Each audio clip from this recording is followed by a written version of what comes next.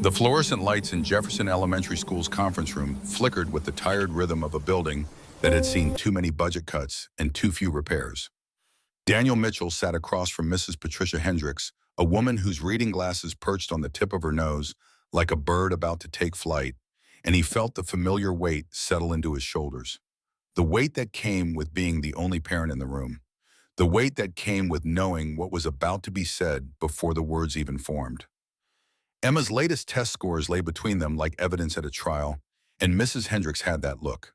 The pitying look. The look that suggested she was about to deliver bad news wrapped in the cotton candy language of educational jargon, hoping the sweetness would mask the bitter core. The morning light through the window caught the dust motes floating in the air, and Daniel found himself tracking their lazy descent while Mrs. Hendricks shuffled papers. He had been in rooms like this before. Different context, same feeling. The brass sitting across from him in Kandahar explaining why his unit was being reassigned. The hospital administrator in Boston explaining why Jessica's therapy sessions would no longer be covered by insurance. The lawyer in his cramped office explaining why full custody was his, whether he wanted the burden of that word or not. Mrs. Hendricks cleared her throat, and Daniel brought his attention back to the present.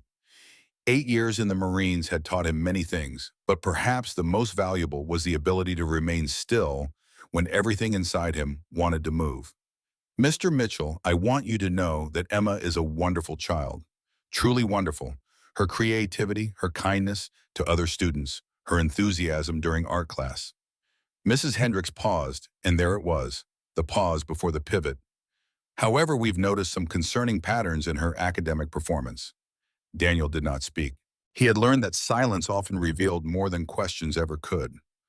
Her reading comprehension scores have fallen below grade level for the third consecutive quarter. She struggles with written assignments, often reversing letters or losing her place mid-sentence. The other children have begun to notice, and while we've done our best to foster an inclusive environment. Another pause, another shuffle of papers. We believe Emma might benefit from a specialized learning track. There it was, the recommendation dressed in the language of benefit and opportunity, but Daniel heard what lived beneath the words. They wanted to move his daughter to a different classroom, a different path, a path that would follow her through permanent records, in college applications, and job interviews for the rest of her life. What specific assessments have been conducted? Daniel's voice remained level, and he watched Mrs. Hendricks blink at the question. Most parents, he suspected, either crumbled into tears or erupted into defensiveness at this point in the conversation. Well, we have the standardized testing results and the observations from her classroom teacher, and has she been evaluated by a licensed educational psychologist? Has anyone administered the Woodcock-Johnson tests, the CETO-PP? Has there been any formal screening for specific learning disabilities, such as dyslexia? Mrs. Hendricks' mouth opened, then closed. The reading glasses slipped another millimeter down her nose. Mr. Mitchell, those evaluations are typically only pursued when what? When a child has already been labeled and shuffled into a track that limits their potential, when the bureaucratic machinery has already decided their ceiling. Daniel leaned forward, not in aggression but in the focused intensity of a man who had done his homework. I've researched dyslexia extensively over the past 6 months. The signs Emma displays are consistent with the condition. The letter reversals, the difficulty tracking text, the gap between her obvious verbal intelligence and her written performance. But dyslexia is not a measure of capability. It's a difference in how the brain processes written language. With proper intervention with Orton-Gillingham methodology or similar structured literacy approaches, children with dyslexia can thrive academically. The room fell silent except for the hum of the ancient heating system and the distant sounds of children at recess. Mrs. Hendricks removed her glasses, entirely polishing them with a cloth she produced from her cardigan pocket. When she spoke again, her tone had shifted from practiced sympathy to something closer to genuine consideration. You've clearly done significant research. My daughter's future is not something I approach casually. I can see that. Mrs. Hendricks replaced her glasses and studied Daniel with new eyes. I'll be honest with you, Mr. Mitchell. Most parents who sit in that chair either don't want to hear there might be something different about their child, or they want the school to fix everything without their involvement. You're the first one in my 15 years who's come in knowing more about learning disabilities than I do. I don't know more, I just know enough to ask the right questions. That's more than most. She gathered the papers into a neat stack. I'll speak with Principal Morrison about arranging a formal evaluation. It will take time and there's paperwork, and I understand bureaucracy. I spent 8 years in the Marine Corps. A small smile crossed Mrs. Hendrick's face. Then you know patience is both a virtue and a tactical necessity. I know that the battles worth fighting are rarely the ones that end quickly. They shook hands out of the door, and Daniel stepped into the hallway where the smell of floor wax and cafeteria food mingled in that particular alchemy unique to public schools. He checked his watch. The meeting had run 40 minutes longer than scheduled. He was already late for work, and Sterling Technologies did not look kindly on tardiness, regardless of the reason. The drive from Jefferson Elementary to downtown Boston took 37 minutes in light traffic. This morning, with the remnants of rush hour still clogging the arteries of the city, it took 53. Daniel used the time to call Mrs. Eleanor Hayes, the 72-year-old retired schoolteacher who lived in the apartment next to his and who had become, through the strange alchemy of proximity and kindness, the closest thing Emma had to a grandmother. "She's fine, Daniel." Ate her breakfast, packed her lunch, and headed off to catch the bus with that look of determination she gets when she's planning something. Planning something. You know your daughter. That child is always cooking up some project or another. Yesterday it was a card for someone at your office. Today, who knows? Daniel smiled despite the tension in his shoulders. Emma had inherited his stubborn streak and her mother's creative impulse, and the combination resulted in a 7-year-old who approached life with the strategic planning of a general and the artistic vision of a dreamer. "Thank you, Eleanor. I don't know what I'd do without you." "You'd manage. You always do. But managing isn't the same as living, and that little girl of yours needs you to do more than just manage." The words stayed with him as he navigated the final blocks to Sterling Technologies headquarters. A 40-story glass and steel monument to the ambitions of Harrison Sterling, the building dominated the Boston skyline like a middle finger raised toward the heavens. Daniel had worked here for 4 years, and he still felt a chill every time he walked through the massive lobby, with its Italian marble floors and its walls of windows that made everyone inside feel simultaneously important and insignificant. He was 37 minutes late when he badged through the security turnstile. The lobby was still busy with the last stragglers of the morning rush, men and women in expensive suits, clutching coffee cups and phones, their faces wearing the particular expression of people who believed their emails were matters of life and death. Daniel wore khakis and a button-down shirt that had been pressed carefully, but showed the slight wear of too many wash cycles. His shoes were practical rather than fashionable. His watch was a Timex that had survived 2 deployments and countless drops onto concrete floors. He did not belong here. He had known that from his first day. But belonging and performing were different things, and Daniel Mitchell had never let his outsider status prevent him from doing his job better than anyone expected. The elevator carried him toward the 3rd floor, but it stopped on the executive level first. The doors opened to reveal Victoria Sterling standing in the corridor, her phone pressed to her ear, her free hand clutching a leather portfolio embossed with the company logo. She wore a charcoal suit that probably cost more than Daniel's monthly rent, and her dark hair was pulled back in a severe bun that emphasized the sharp lines of her cheekbones and jaw. Their eyes met for a fraction of a second before Victoria stepped into the elevator. She did not acknowledge him beyond that brief glance, but Daniel felt the temperature in the small space drop several degrees as she positioned herself in the opposite corner, continuing her phone conversation in a voice that was all business and no warmth. "The quarterly projections need to be revised before the board meeting. I don't care what excuses finance has. The numbers either work or they don't, and right now they don't." The elevator descended. Victoria ended her call with a curt instruction to have the revised figures on her desk by noon, then slipped the phone into her pocket and finally deliberately turned to face Daniel. "Third time this month, Mitchell." Her voice matched the careful emptiness in her gaze. Cold, precise, the voice of a woman who had learned to weaponize control. Daniel met her gaze but did not respond immediately. He had learned in his years at Sterling Technologies that Victoria Sterling used silence as a tool for intimidation. She expected people to rush to fill the void with excuses and apologies, tripping over their own words in their eagerness to appease her. He would not give her that satisfaction. Yes, the single syllable hung in the air between them. Victoria's eyes narrowed almost imperceptibly. Yes, that's all you have to say. I was late, you noted it, I confirmed it. Most employees would offer an explanation or an apology. Would either change the fact that I was late. The elevator reached the third floor with a soft chime. The doors slid open to reveal the IT department's maze of cubicles and server rooms, but neither Daniel nor Victoria moved. You have a peculiar attitude, Mitchell. One might even call it insubordinate. One might call it honest. I was late. I'll make up the time. The work will be done.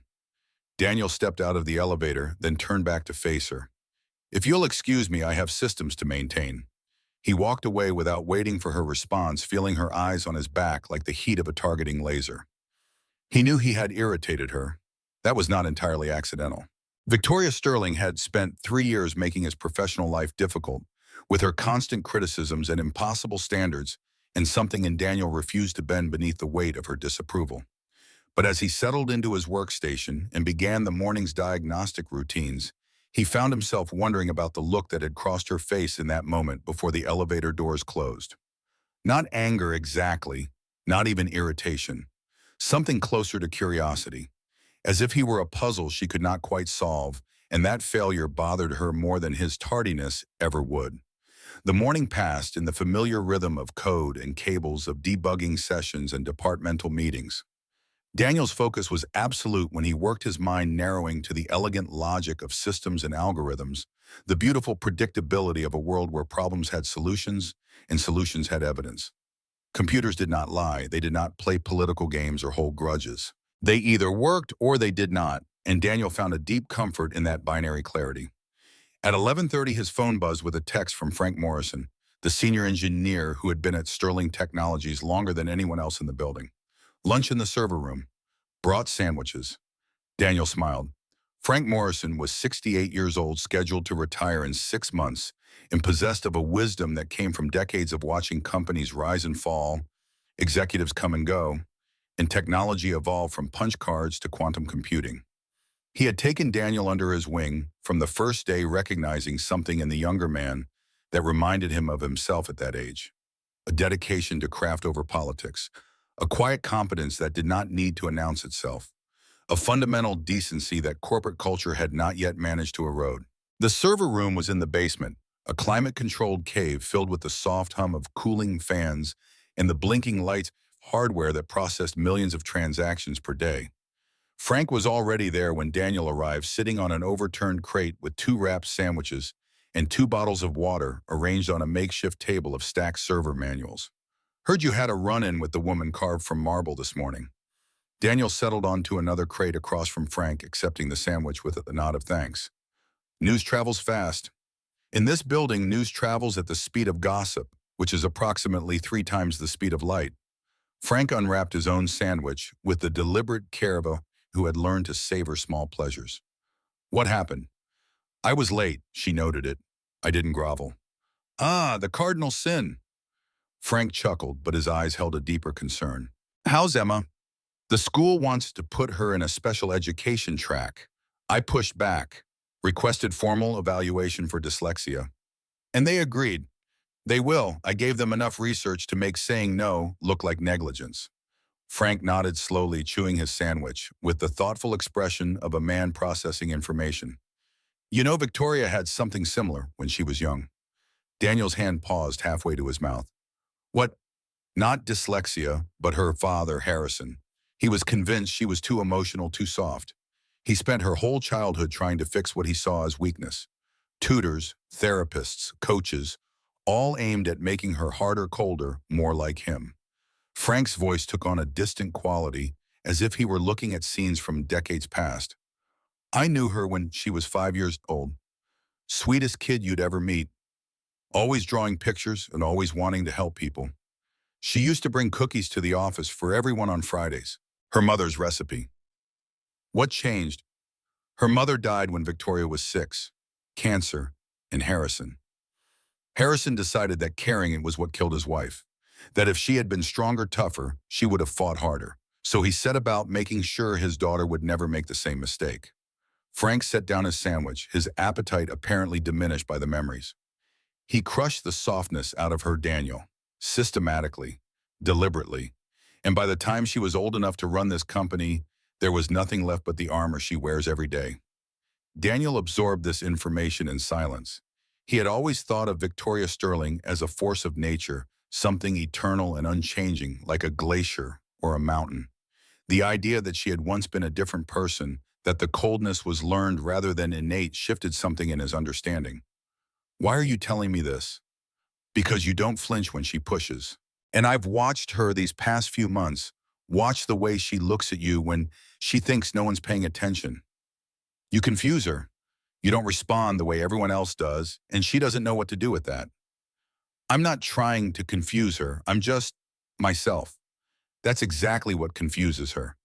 She spent her whole adult life surrounded by people who want something from her. Power, money, approval. You don't seem to want anything except to do your job and go home to your daughter.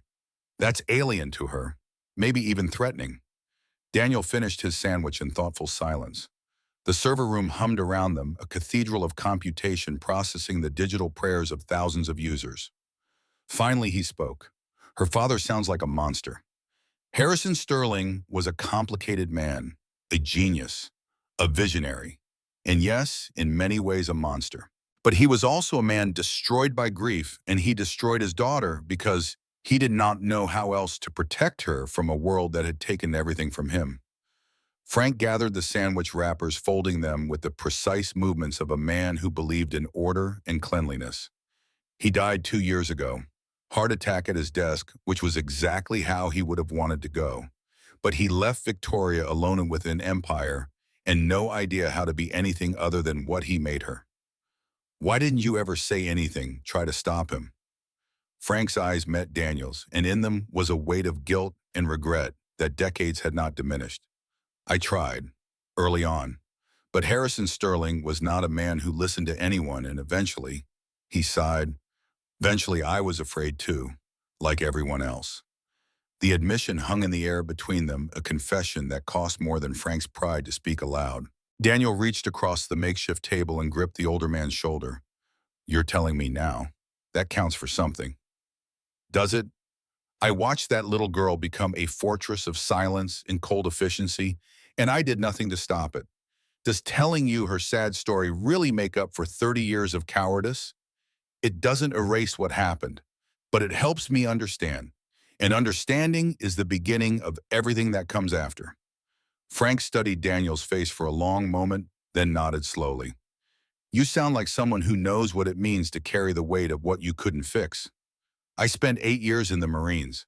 I know exactly what that weight feels like. They sat in companionable silence for a while longer, surrounded by the gentle hum of servers and the soft glow of LED indicators. Two men from different generations, different backgrounds, different life experiences, finding common ground in the quiet space beneath the corporate machinery. When Daniel returned to his desk, he found an email from Victoria Sterling waiting in his inbox. The subject line was simple: performance review. Scheduled. The body of the email contained only a time, date, and location. Her office, tomorrow, 9 a.m. He stared at the screen for a moment, then closed the email without responding. Whatever came next, he would face it the same way he had faced everything else in his life. With preparation, with patience, and with the quiet certainty that bending was not the same as breaking. The afternoon brought a cascade of minor crises, a database query that returned corrupted results, a network switch that decided to reboot itself in the middle of a critical backup operation, a junior developer who had accidentally pushed untested code to the production environment and spent 20 minutes hyperventilating in the bathroom before Daniel talked him down and helped him fix the mistake without anyone important noticing. These were the moments Daniel lived for in their own strange way. The problem-solving, the mentoring, the quiet satisfaction of making things work when they wanted to fall apart. Technology could be frustrating and unpredictable, but it was never cruel. It never looked at you with cold eyes and calculated how to make you feel small. It simply existed, waiting to be understood, waiting to be fixed. By 5:30, the office had begun to empty. The dedicated workers and the anxious climbers had already gone, leaving behind the truly passionate and the truly stuck. Daniel was neither. He was simply a man who had learned to work until the work was done, and today the work had taken longer than usual. His phone rang as he was shutting down his workstation. Emma's school number. Mr. Mitchell, this is Principal Adams. There's been an incident involving your daughter. The drive to Jefferson Elementary took 14 minutes at dangerous speeds. Daniel's heart pounded the entire way, his mind cycling through every possible scenario, every worst-case outcome, every nightmare that had plagued him since the day he became a single parent. The incident, as it turned out, was not an emergency but a revelation. Emma had gotten into an argument with a classmate, a boy named Tyler, who had made fun of her for reading slowly. Emma had not cried or told a teacher. Instead, she had calmly walked to the classroom bookshelf. She selected a book about famous people with dyslexia and read Tyler's name from a list she had compiled of successful adults who had struggled with reading as children. She told him that Albert Einstein couldn't read until he was 9, and he figured out the whole universe. Principal Adams said, a mixture of exasperation and grudging admiration in her voice. Then she informed him that she was going to figure out something even bigger, and he would still be making fun of people for things they couldn't control. Daniel sat in the principal's office, Emma beside him, and felt something that might have been pride or terror, or both. And where did you learn about dyslexia? I heard you and Mrs. Hayes talking about it, so I looked it up at the school library. Emma's blue eyes, so like his own, met his gaze without flinching. You were worried, Daddy, I could tell. So I wanted to learn what you were worried about, and when I did, I wasn't scared anymore. It just means my brain works different. Different isn't bad. Principal Adams folded her hands on her desk. Mr. Mitchell, I called you here because technically Emma disrupted class and embarrassed another student. We have policies about that sort of thing. She paused. But off the record, that was one of the most impressive displays of self-advocacy I've ever seen from a 7-year-old. Most adults don't handle confrontation that well. She's her mother's daughter in some ways. Her mother had a gift for turning situations around. Well, she's also clearly her father's daughter. Mrs. Hendricks told me about your conversation this morning. You both have a way of using knowledge as a weapon. Daniel looked at Emma, who was studying her hands with the particular concentration of a child who knew she had done something both right and wrong. Em, can you wait outside for a minute? I want to talk to Principal Adams alone. Emma nodded and slipped out of the office, closing the door behind her with careful precision. She's remarkable, Daniel said once they were alone, and I don't say that just because she's mine. I know you don't. That's why I'm telling you this off the record, Mr. Mitchell. Your daughter has gifts that a standard educational path might not nurture. The dyslexia, if that's what it is, will make certain things harder. But the way she processes information, the way she advocates for herself, the way she turns obstacles into opportunities. Principal Adams leaned forward. That child is going to change the world someday if we don't let the system convince her she can't. I won't let that happen. I believe you. That's the other thing I wanted to tell you. I've already started the paperwork for the formal evaluation, and I've reached out to a specialist I know, someone who works with gifted children who have learning differences. Her name is Dr. Sarah Chen. She's expensive, but she's the best. I'll find a way to afford it. I know you will. Principal Adams stood and offered her hand. Your daughter is lucky to have you, Mr. Mitchell. Most parents would be angry right now. You're planning. Anger doesn't solve problems. Planning does. Emma was waiting in the hallway when Daniel emerged, her backpack clutched to her chest like a shield. She looked up at him with an expression that held equal parts defiance and uncertainty, and Daniel felt his heart crack open, the way it always did when she was vulnerable. He knelt down to her level, bringing their eyes to the same height. Em, I want you to know that I'm not angry. What you did was brave. Standing up for yourself, using facts instead of fists, refusing to let someone make you feel small. That takes courage. But I got in trouble. Sometimes doing the right thing gets you in trouble. That doesn't make it wrong. It just means the people making the rules haven't caught up to where you already are. Emma's lower lip trembled. Daddy, am I broken? The question hit him like a fist to the chest. He pulled her into a hug, feeling her small body tremble against his, and spoke into her hair with all the conviction he could muster. You are not broken. You are extraordinary. Your brain works differently than some people's, and that difference is going to be your superpower someday. But right now, it just means we have to work a little harder to find the right way to help you learn. And we will. I promise. You promise. I promise. And a Mitchell never breaks a promise. She hugged him tighter, and Daniel closed his eyes against the wave of emotion that threatened to overwhelm him. This child, this fierce, brilliant, complicated child, she was everything to him, and he would move mountains, tear down systems, rebuild the world itself if that was what it took to give her the future she deserved. They walked out of the school hand in hand into an evening that smelled of autumn leaves and distant rain. The sun was setting over Boston, painting the sky in shades of orange and pink, and Emma pointed at a cloud shaped like a dragon and made up a story about it fighting a giant made of thunderstorms. Daniel listened and laughed and felt the tension of the day begin to dissolve. Tomorrow would bring new challenges: Victoria Sterling and her cryptic performance review, the endless battles of corporate survival, the paperwork and appointments and expenses that came with getting Emma the help she needed. But right now, in this moment, there was only a father and his daughter and a dragon cloud vanquishing a thunder giant. That was enough. That would always be enough.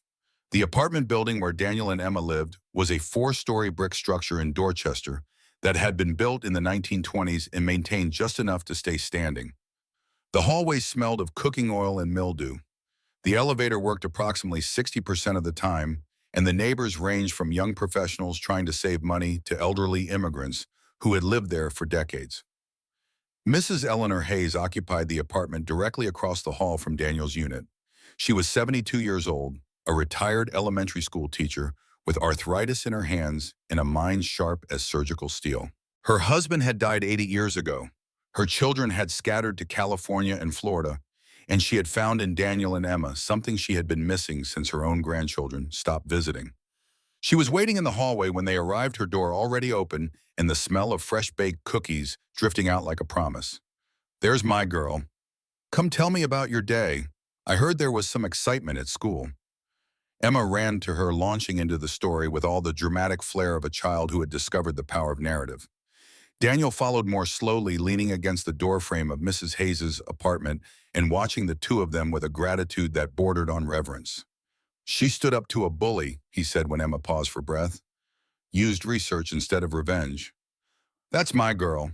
Mrs. Hayes handed Emma a cookie and ushered her toward the living room, where a collection of picture books and art supplies waited. Once the child was settled and safely out of earshot, the older woman turned to Daniel with a more serious expression. "You look exhausted. Long day, long month, long year. Still having trouble with that woman at work, the one who seems determined to make your life miserable?" Daniel nodded wearily. "She's scheduled a performance review for tomorrow morning. Nothing good ever comes from surprise performance reviews." Mrs. Hayes studied him with the evaluative gaze of someone who had spent 40 years assessing children and their parents. "Come inside, let me make you some tea. Emma will be fine with her books for a few minutes." The tea was chamomile sweet with honey and warm with comfort. Daniel sat at Mrs. Hayes's kitchen table, surrounded by the evidence of a life well lived. Photographs of grandchildren on the refrigerator, a collection of teacups from around the world on the shelves, a worn Bible on the counter, its pages soft from decades of handling. "Tell me about this Victoria Sterling." Daniel wrapped his hands around the mug, letting the warmth seep into his cold fingers. "She's the CEO, inherited the position from her father 2 years ago. She's brilliant, competent, and completely ruthless. Every interaction I've had with her has been negative. She criticizes everything I do, questions my dedication, and seems to particularly resent Emma's presence in my life. Why do you think that is?" "I don't know. Frank, one of the senior engineers, he told me some things today about her past. Her father was, apparently, difficult, deliberately harsh with her, trying to make her stronger by making her colder. Her mother died when she was young." Mrs. Hayes nodded slowly. Hurt people hurt people. It's one of the oldest truths there is. That doesn't excuse how she treats others. No, but it might explain it. And understanding is the first step toward whatever comes next. She sipped her tea. "You're not like most people, Daniel. You don't react to cruelty with cruelty. You don't fight fire with fire. That throws people off balance, especially people who expect the world to be a battlefield. I've had enough of battlefields. 8 years was enough for a lifetime. Yes, You've seen what happens when people give in to their worst instincts. You've seen where that leads. Mrs. Hayes reached across the table and patted his hand. So you made a different choice. You chose to be kind in a cruel world, patient in an impatient time, steady in an era of chaos. That's not weakness. That's strength of the rarest kind. Daniel looked at this woman who had become, through no obligation and countless small kindnesses, one of the most important people in his life. How do I deal with tomorrow? How do I walk into that office and face whatever she has planned? The same way you've dealt with everything else, one moment at a time, one decision at a time. One choice to be who you are instead of who the world wants you to be. Mrs. Hayes smiled.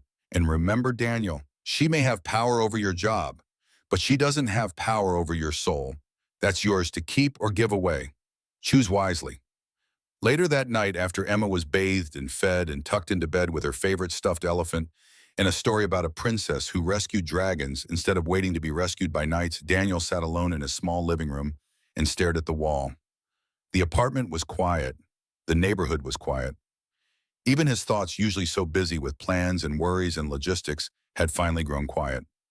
In the silence, he found himself thinking about what Frank had said, about Victoria as a child, about the cookies on Fridays, and the mother who died too young, and the father who mistook cruelty for protection. He did not excuse her behavior. He could not. The way she treated him, the way she made him feel small and inadequate, the casual contempt in her voice whenever they interacted. These were choices she made, and she was responsible for them, regardless of what trauma had shaped her. But he could hold two truths at once.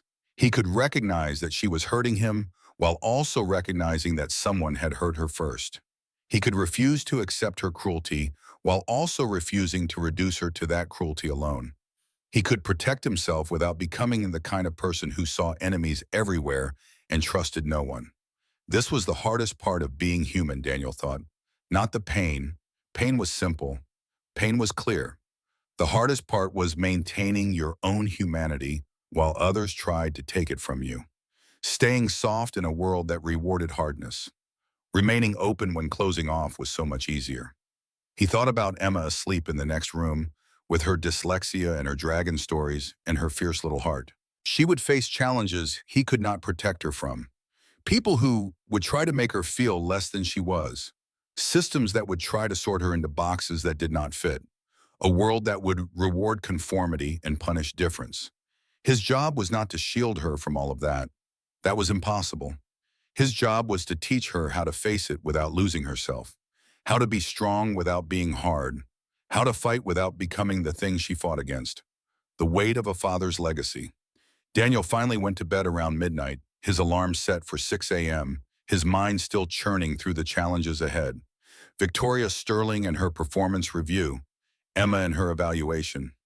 The endless balancing act of work and parenting, of survival and meaning, of getting by and actually living. Tomorrow would be difficult. But tomorrow was not yet here, and tonight there was only the soft sound of Emma's breathing through the thin wall, the distant rumble of traffic on the street below, and the strange peace that came from knowing exactly who you were and why. The offices of Sterling Technologies gleamed in the morning light like a temple to capitalism, all glass and steel and angles designed to intimidate. Daniel arrived at 8:30, wanting time to settle in before his 9 o'clock meeting with Victoria. He wore his best shirt, the one he had ironed 3 times to eliminate every wrinkle, and he had shaved with unusual care, removing even the shadow of stubble that usually remained by afternoon. He did not know what to expect from this meeting. A reprimand, perhaps? Criticism of his occasional lateness, his unconventional communication style, his refusal to participate in the political games that consumed so many of his colleagues. Possibly a warning. Possibly worse.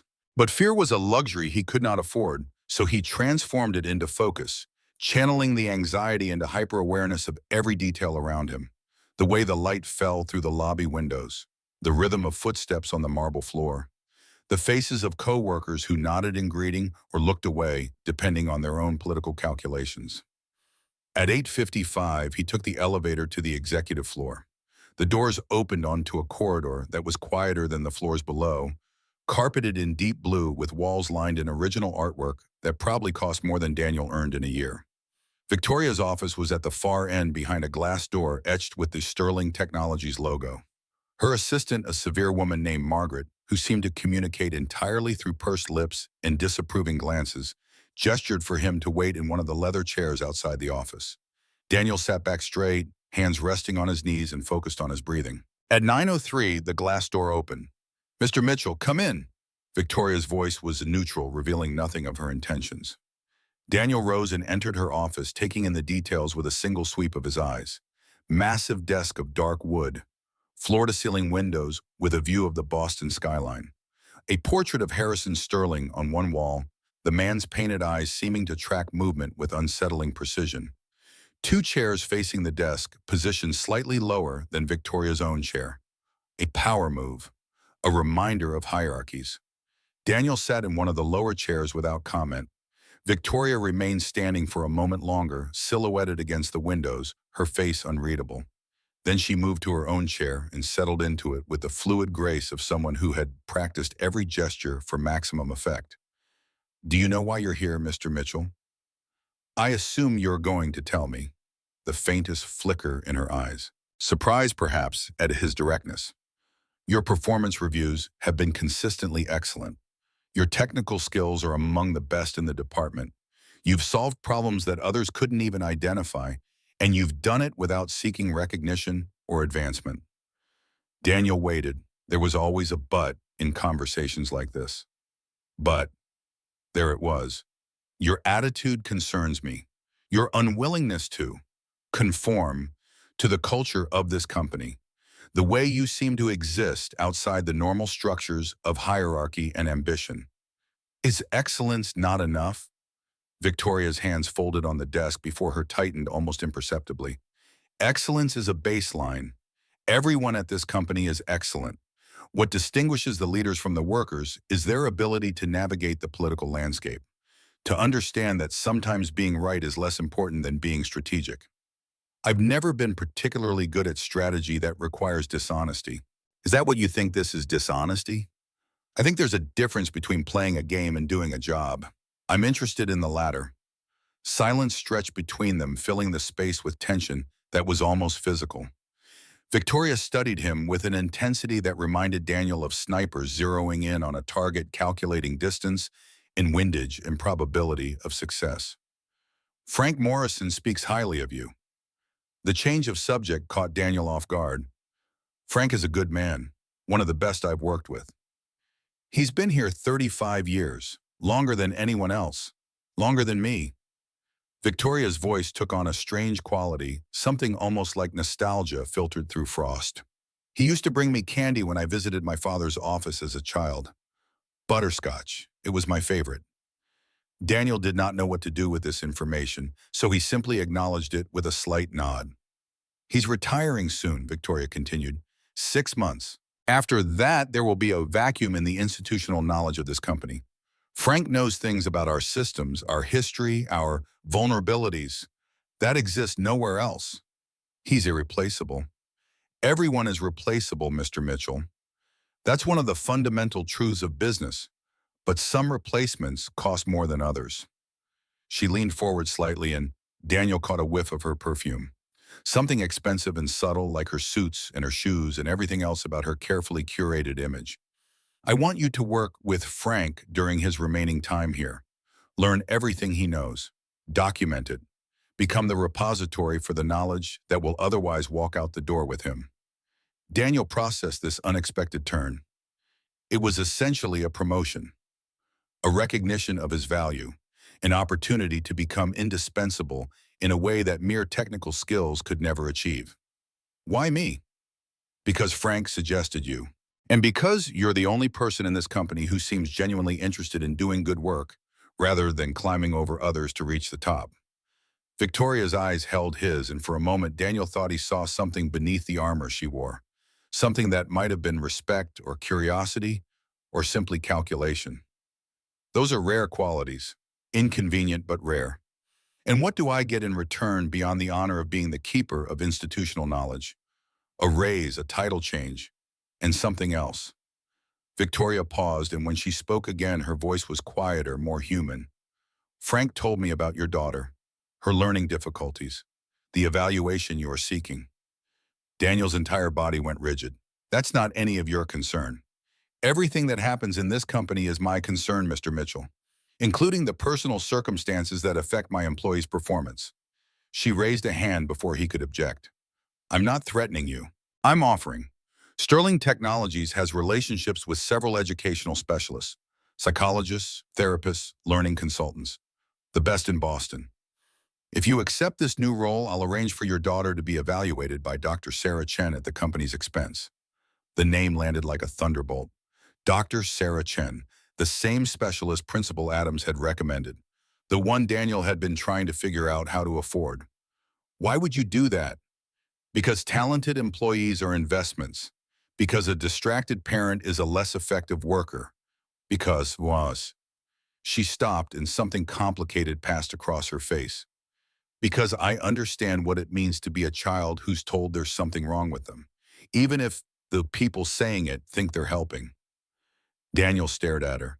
This was not the Victoria Sterling he had come to expect. This was someone else entirely. Someone who had been hiding beneath the carefully constructed persona in the designer suits. I'll need to think about it. Of course, take the weekend. Let me know your decision on Monday. Victoria stood, signaling that the meeting was over. But Mr. Mitchell, I want to be clear about something. This offer doesn't change anything between us professionally. I still expect excellence. I still expect dedication. And I still expect you to be on time. Understood. Good. She extended her hand and Daniel shook it. Her grip was firm, her palm cool and dry. You may go. He walked out of her office with his mind spinning the ground beneath his feet, suddenly less solid than it had been when he walked in.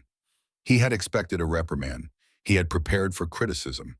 Instead, he had received something far more confusing, an opportunity wrapped in a mystery offered by a woman who seemed to be several different people at once. The rest of the day passed in a blur. Daniel told no one about the meeting, not even Frank, wanting time to process before he had to articulate his thoughts. He went through the motions of his work, debugging and troubleshooting and attending meetings, but his mind kept returning to that moment in Victoria's office. The shift in her voice when she spoke about understanding what it meant to be a child who was told something was wrong with them. She knew, on some level she knew exactly what Emma was going through because she had gone through something similar herself.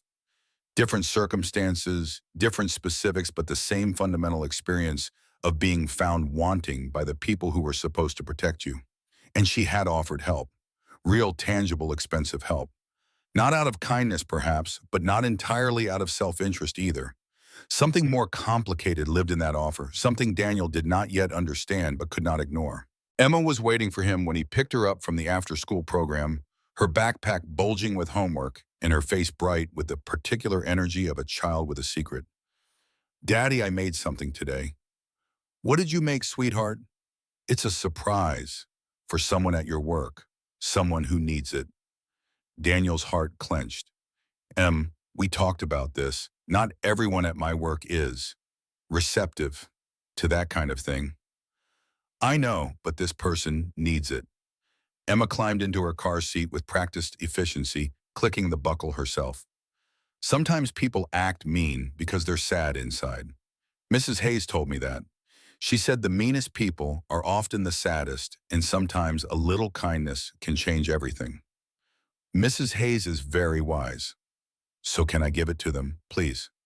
Daniel looked at his daughter in the rearview mirror, at her earnest face and her hopeful eyes, and felt something crack open in his chest. She was 7 years old and already understood things that took most adults a lifetime to learn, or that they never learned at all. We'll see, Em, we'll see, saying.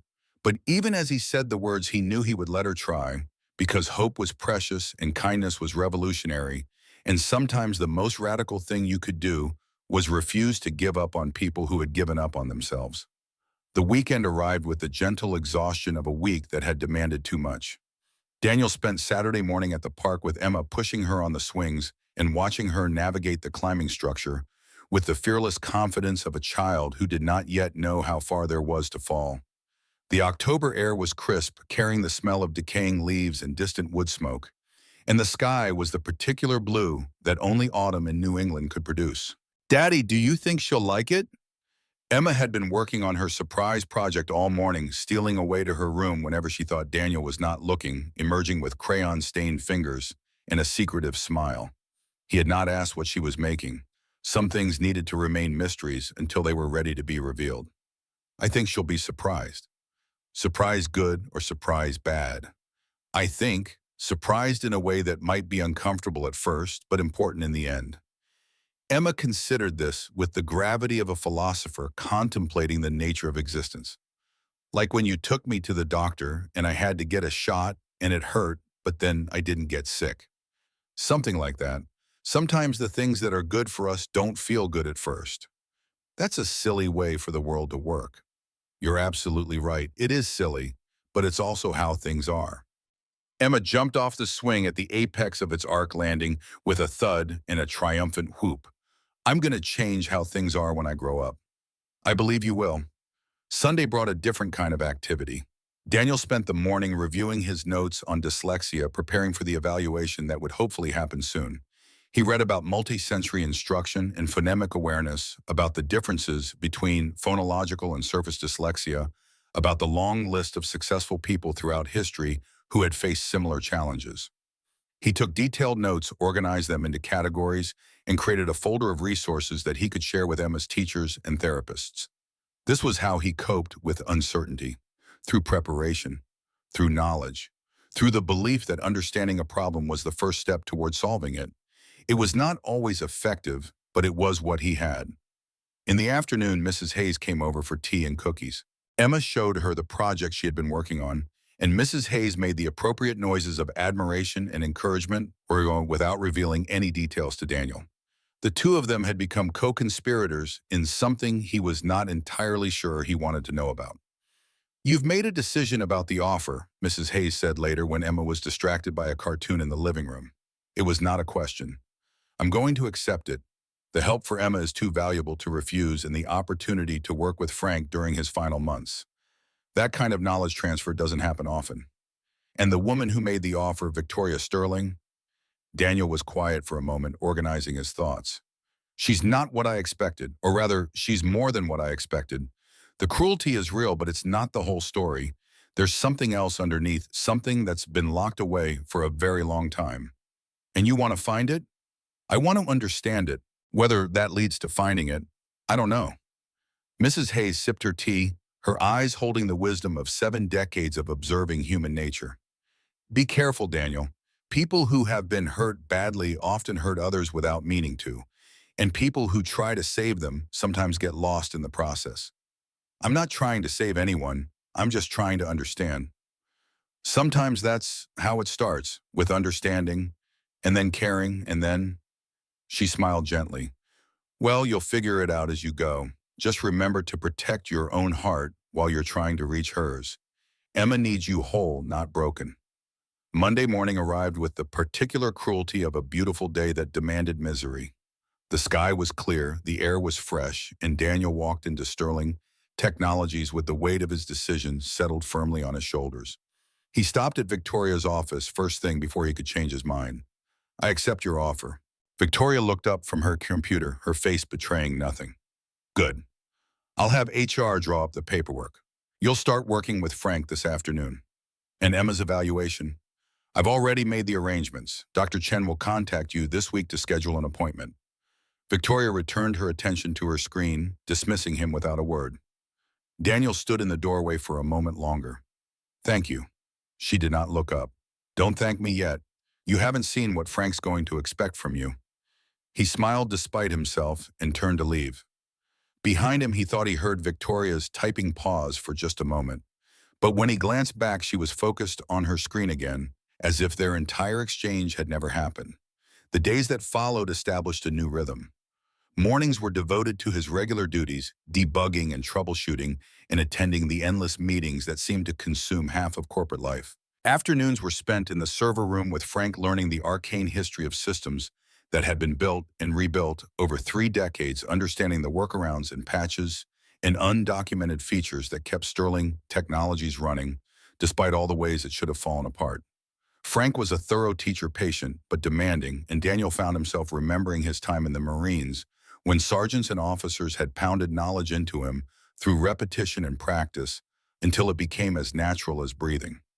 The thing about legacy systems, Frank said one afternoon, surrounded by the soft hum of servers and the glow of status lights, is that they're like archaeological sites. Every layer tells a story. Every patch and fix and workaround is a response to a problem that someone faced and solved.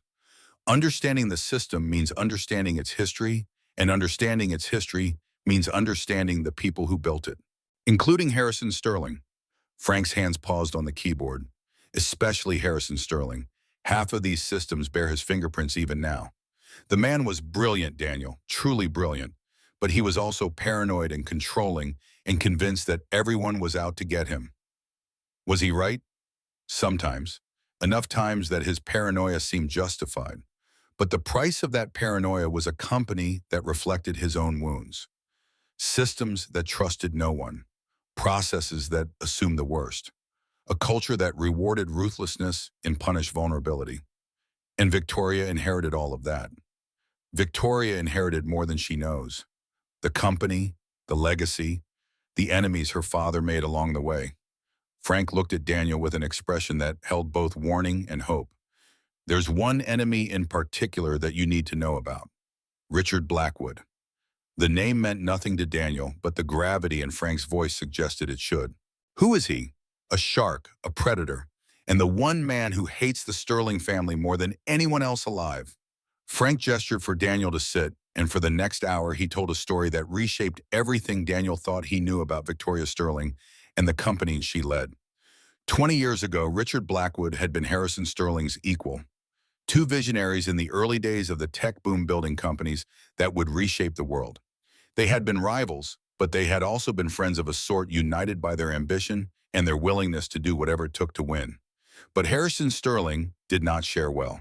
When Blackwood Systems began to threaten Sterling Technologies' market share, Harrison did not compete fairly. He manipulated, he schemed, he spread false information to investors and planted stories in the press. He poached key employees with promises he never intended to keep. And when Blackwood Systems finally collapsed under the weight of Harrison's sabotage, Richard Blackwood lost everything. His company, his fortune, his wife who left him within a year of the bankruptcy.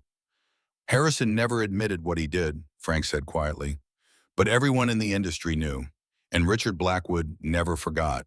He spent the next 20 years rebuilding, acquiring smaller companies, amassing wealth and influence piece by piece.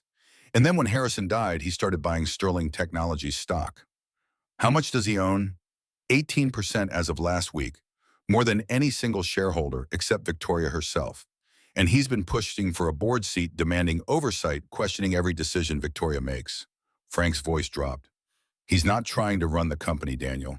He's trying to destroy it. And he's willing to wait as long as it takes. Daniel absorbed this information with the cold clarity he had learned to cultivate in combat situations. The enemy was not just Victoria's harsh management style or the cutthroat culture of the company. The enemy was something older, deeper, a vendetta that had been brewing for 2 decades and was only now beginning to boil over. Does Victoria know? She knows Richard hates her father's memory. She knows he's acquiring stock and pushing for influence. But I don't think she understands the full scope of what he's planning. Frank met Daniel's eyes. That's partly why I wanted you involved. You see things, you think strategically, and you're one of the few people in this company who doesn't have a hidden agenda. How do you know I don't have a hidden agenda? Because if you did, you wouldn't be here. You'd be somewhere that paid better and demanded less. You're here because you believe in doing good work, because you want to provide for your daughter, and because you're too stubborn to quit when things get hard. Frank smiled. You've got something most people in this building lost years ago. Integrity. It's inconvenient as hell, but it's also irreplaceable. The words struck Daniel differently than Victoria's similar observation had. From Frank, they felt like a blessing rather than an assessment. That evening, Daniel picked Emma up from the after-school program and found her clutching a piece of paper folded into careful quarters. Is that the surprise you've been working on? Yes, it's ready now. Emma held the paper against her chest like a precious treasure. Can we go to your work? I want to give it to her today. Emma, it's after 6. Most people have already gone home. But she hasn't. You told me she works late all the time. Please, Daddy, it's important. Daniel looked at his daughter, at her earnest face and determined eyes, and felt the pull of her conviction like a physical force. She believed in this. Whatever this was, she believed in it completely. And wasn't that exactly what he had promised to teach her? That kindness mattered. That hope was worth pursuing. That giving up on people was the easy choice, not the right one. All right, we'll try. But if she's not there or if she's too busy, we leave without making a fuss. Deal. Deal. The drive to Sterling Technologies took longer than usual, rush hour traffic clogging the streets despite the late hour. Emma spent the journey reviewing her surprise, unfolding and refolding the paper, her lips moving silently as she rehearsed what she wanted to say. The lobby was nearly empty when they arrived, only the security guard and a few late working employees scattered through the atrium. Daniel badged through the turnstile, then lifted Emma over it when the guard nodded permission. We're going to the executive floor, Daniel explained. My daughter wants to deliver something to the CEO. The guard raised an eyebrow but did not object. Good luck, buddy. You're going to need it. The elevator ride seemed longer than usual, the floors counting up with agonizing slowness. Emma vibrated with nervous energy beside him, her small hand gripping his with increasing intensity. Daddy, what if she doesn't like it? Then we'll know we tried. That's all anyone can do. But what if she's mean? Then we'll leave. And we won't let her meanness change who we are or what we believe. The doors opened onto the executive floor and Daniel led Emma down the corridor toward Victoria's office. The lights were dim, most of the offices dark and empty, but a glow emanated from behind Victoria's glass door. She was there, working late as she always did. Daniel knocked. Victoria looked up from her computer, her face registering surprise at the unexpected intrusion. Her eyes moved from Daniel to Emma, and something flickered across her expression. Something that might have been confusion, or suspicion, or a vulnerability so quickly masked it was almost invisible. Mr. Mitchell, it's after hours. I know, my daughter wanted to give you something. I know it's unconventional, but let her in. The words were clipped and almost reluctant, but they were permission. Daniel opened the door wider and nudged Emma forward. The little girl walked into the office with the confident stride she used when she was frightened, but determined not to show it. She stopped in front of Victoria's desk, looked up at the woman who loomed over her like a storm cloud in a designer suit, and held out the folded paper. This is for you. Victoria stared at the offering for a long moment. Her hands did not move to accept it. What is it? A thank you card. For letting my daddy work here. Emma's voice wavered slightly, but did not break. I drew you wearing a crown because you're the boss, but I drew you smiling because I think you forgot how. The silence that followed was absolute. Daniel stood frozen in the doorway, his heart hammering against his ribs, watching the collision of his daughter's innocence with Victoria Sterling's carefully constructed defenses. Victoria's face underwent a transformation so subtle it was almost imperceptible. A softening around the eyes, a slight parting of the lips, the mask cracking just enough to reveal something underneath, something wounded, something human. She reached out and took the paper with hands that trembled almost imperceptibly. Thank you, Emma. Her voice was different, quieter, rougher, as if words were a foreign language. She was remembering how to speak. Emma beamed, her fear dissolving into triumph. You're welcome, and you should practice smiling more. It's like a muscle. The more you use it, the stronger it gets.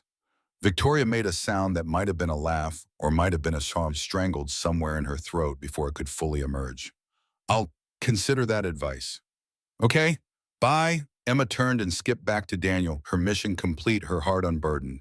She took his hand and tugged him toward the door, already moving on to the next moment, the next adventure, the next opportunity to change the world, one small kindness at a time. Daniel looked back at Victoria before he left. She was staring at the unfolded paper, at the crayon drawing of a woman in a crown with a smile on her face, and her expression was broken, open, devastated in a way that had nothing to do with cruelty and everything to do with a grief so old it had become part of her bones. Good night, Miss Sterling. She did not respond. She did not look up. But Daniel thought he heard, just as the elevator doors closed behind them, the sound of a woman crying alone in her glass office high above the city. The next morning, Daniel passed Victoria's office on his way to a meeting and saw something that made him stop. The drawing was on her desk, not crumpled or discarded, but smooth flat, positioned where she would see it every time she looked up from her computer. A crayon crown and a crayon smile given by a child who believed that kindness could change everything. Victoria sensed his presence before he could move on. She looked up sharply, and whatever vulnerability had been there the night before vanished behind the familiar wall of control. "Don't you have somewhere to be, Mr. Mitchell?" He nodded and continued down the corridor. But he could not stop thinking about what he had seen. The drawing on the desk, the care with which it had been positioned, the evidence that somewhere beneath the permafrost something was still alive. 2 weeks passed, 2 weeks of meetings with Frank, of learning the deep secrets of Sterling Technologies' systems, of coming to understand the complexity of the empire that Harrison Sterling had built, and Victoria Sterling now struggled to maintain. 2 weeks of watching Victoria from a distance, noticing the small changes that no one else seemed to see.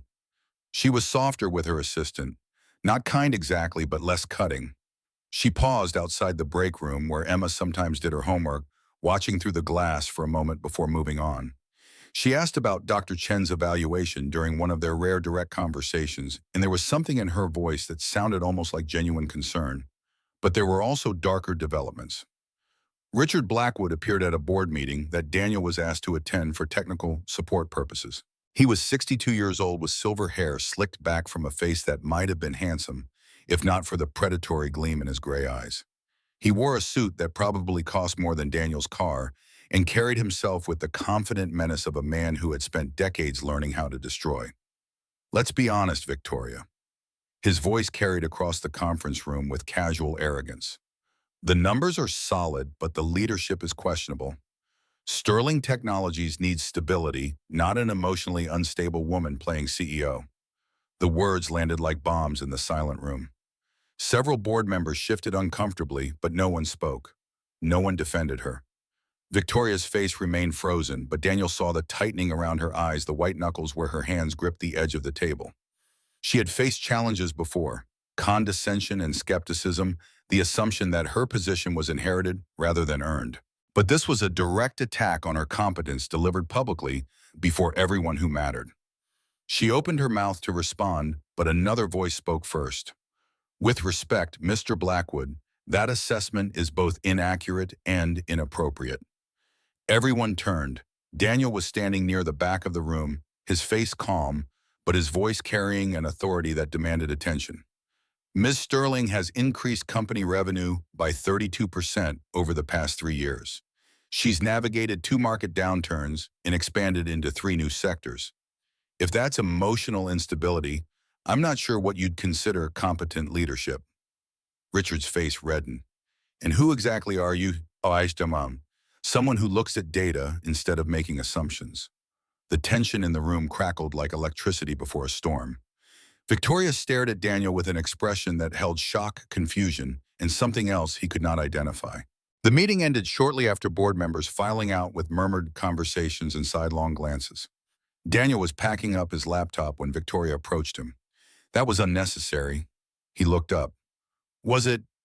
I can fight my own battles." "I know you can, but you shouldn't have to fight them alone." The words hung between them, heavy with meaning that neither of them was ready to unpack. Victoria's eyes searched his face for something. Ulterior motives, hidden agendas, some explanation for why a man she had treated poorly would stand up for her in a room full of people who could have made his life difficult.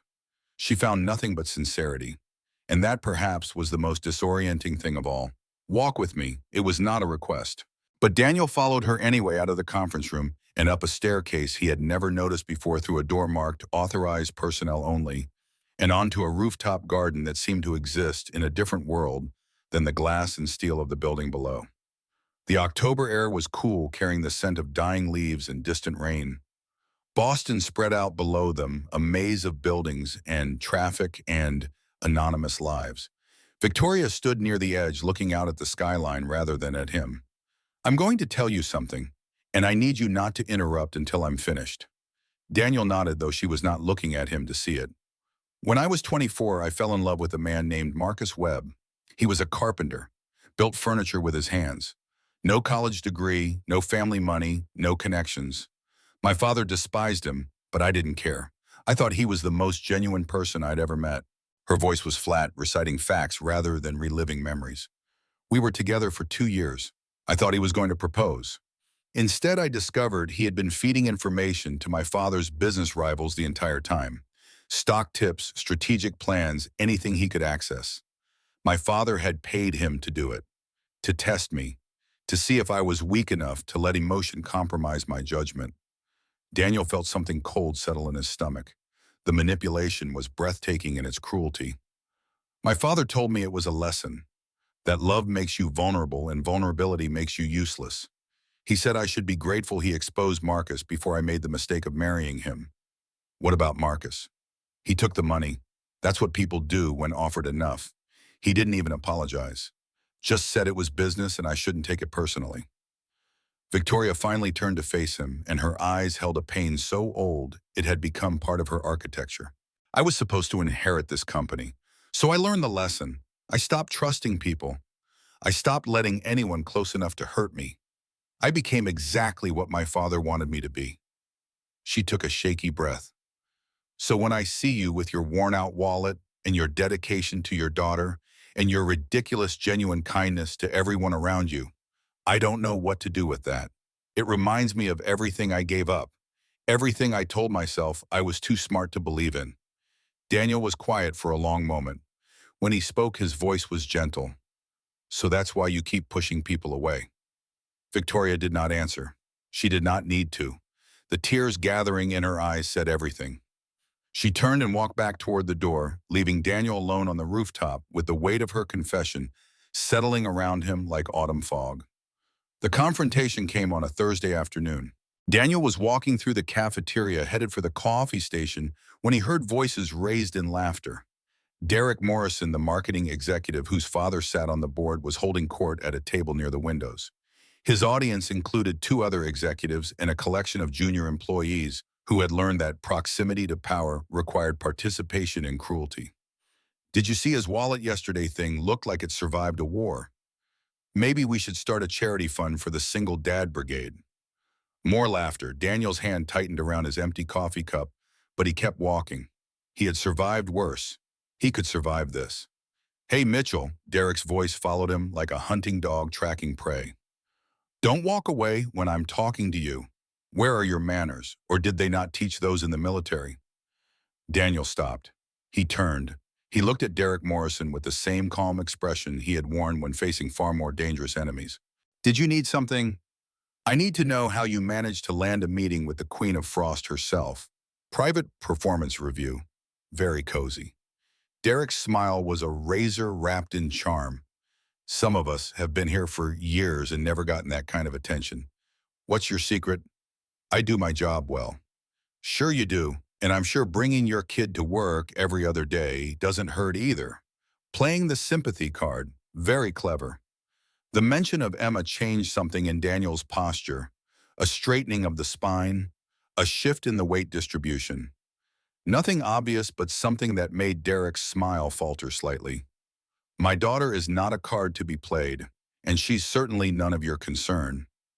"Oh, touched a nerve there, did I?" Derek stood, abandoning his audience to approach Daniel directly.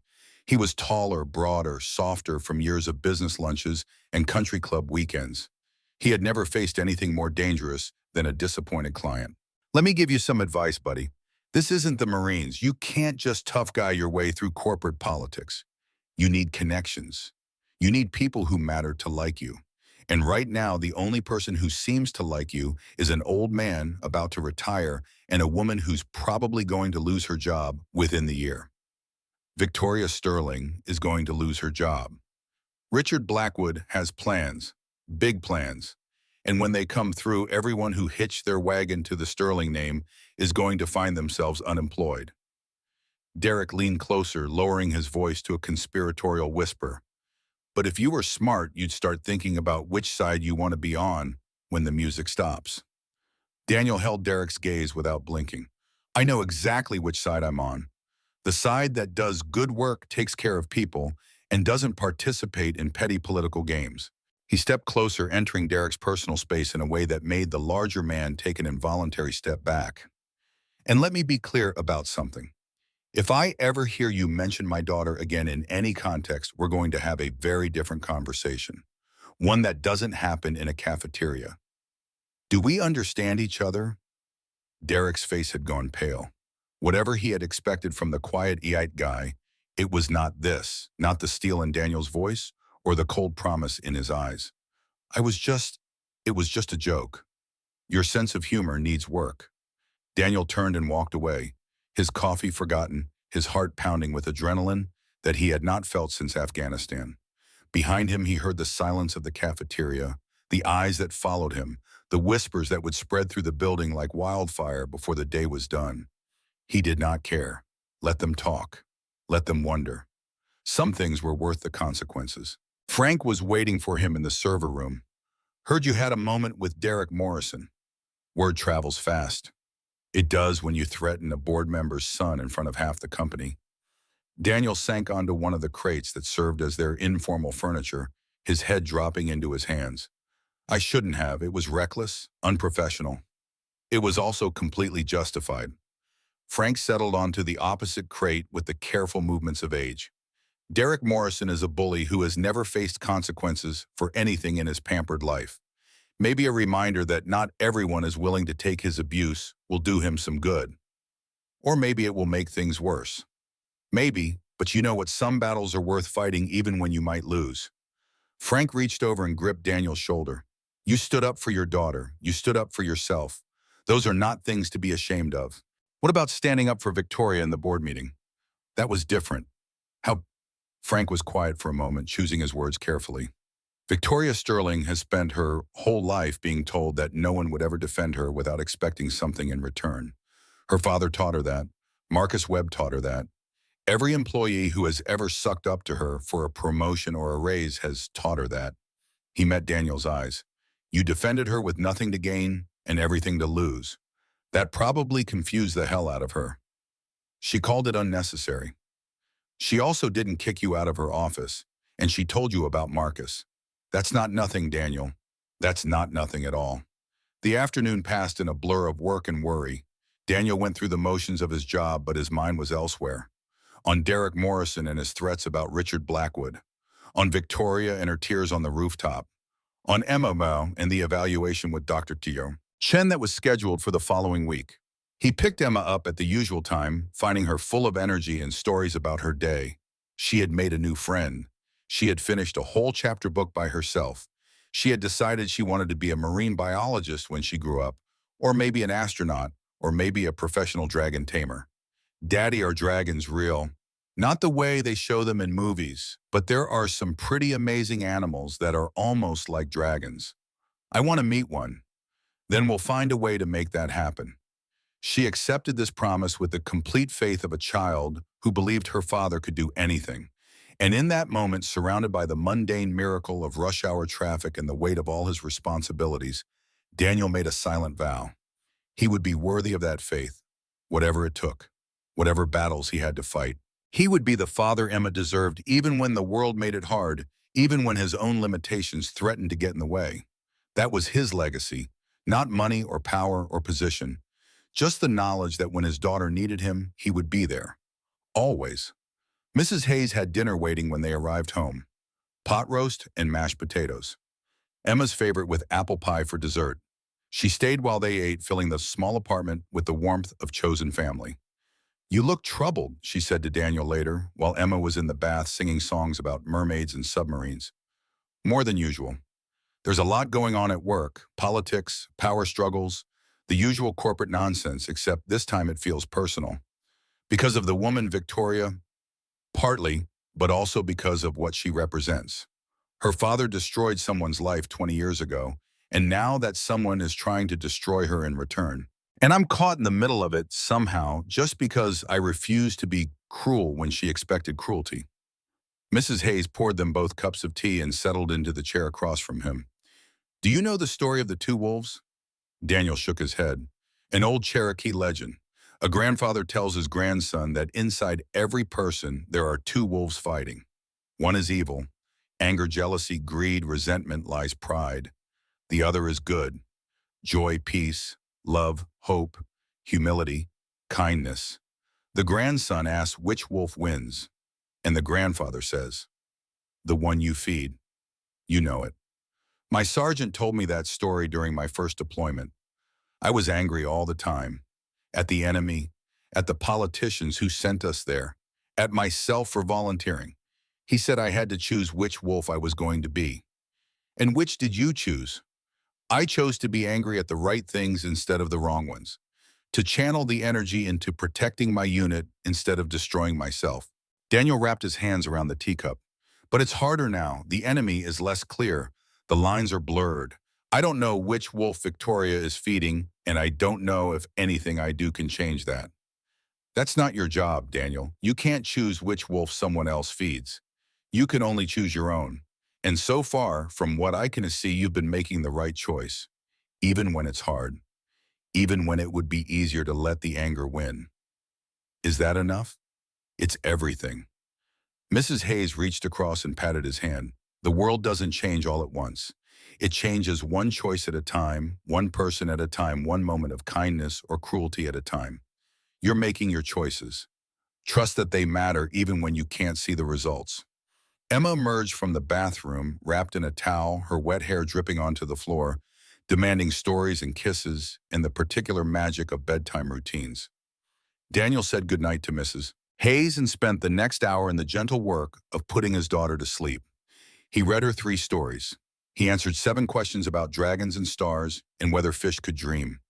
He lay beside her in the narrow bed until her breathing grew slow and even her small hand clutching his shirt in unconscious trust. Only then in the darkness of her room did he allow himself to feel the full weight of everything he was carrying. The fear for Emma and her future. The confusion about Victoria and her pain. The threat of Richard Blackwood and whatever vengeance he was planning.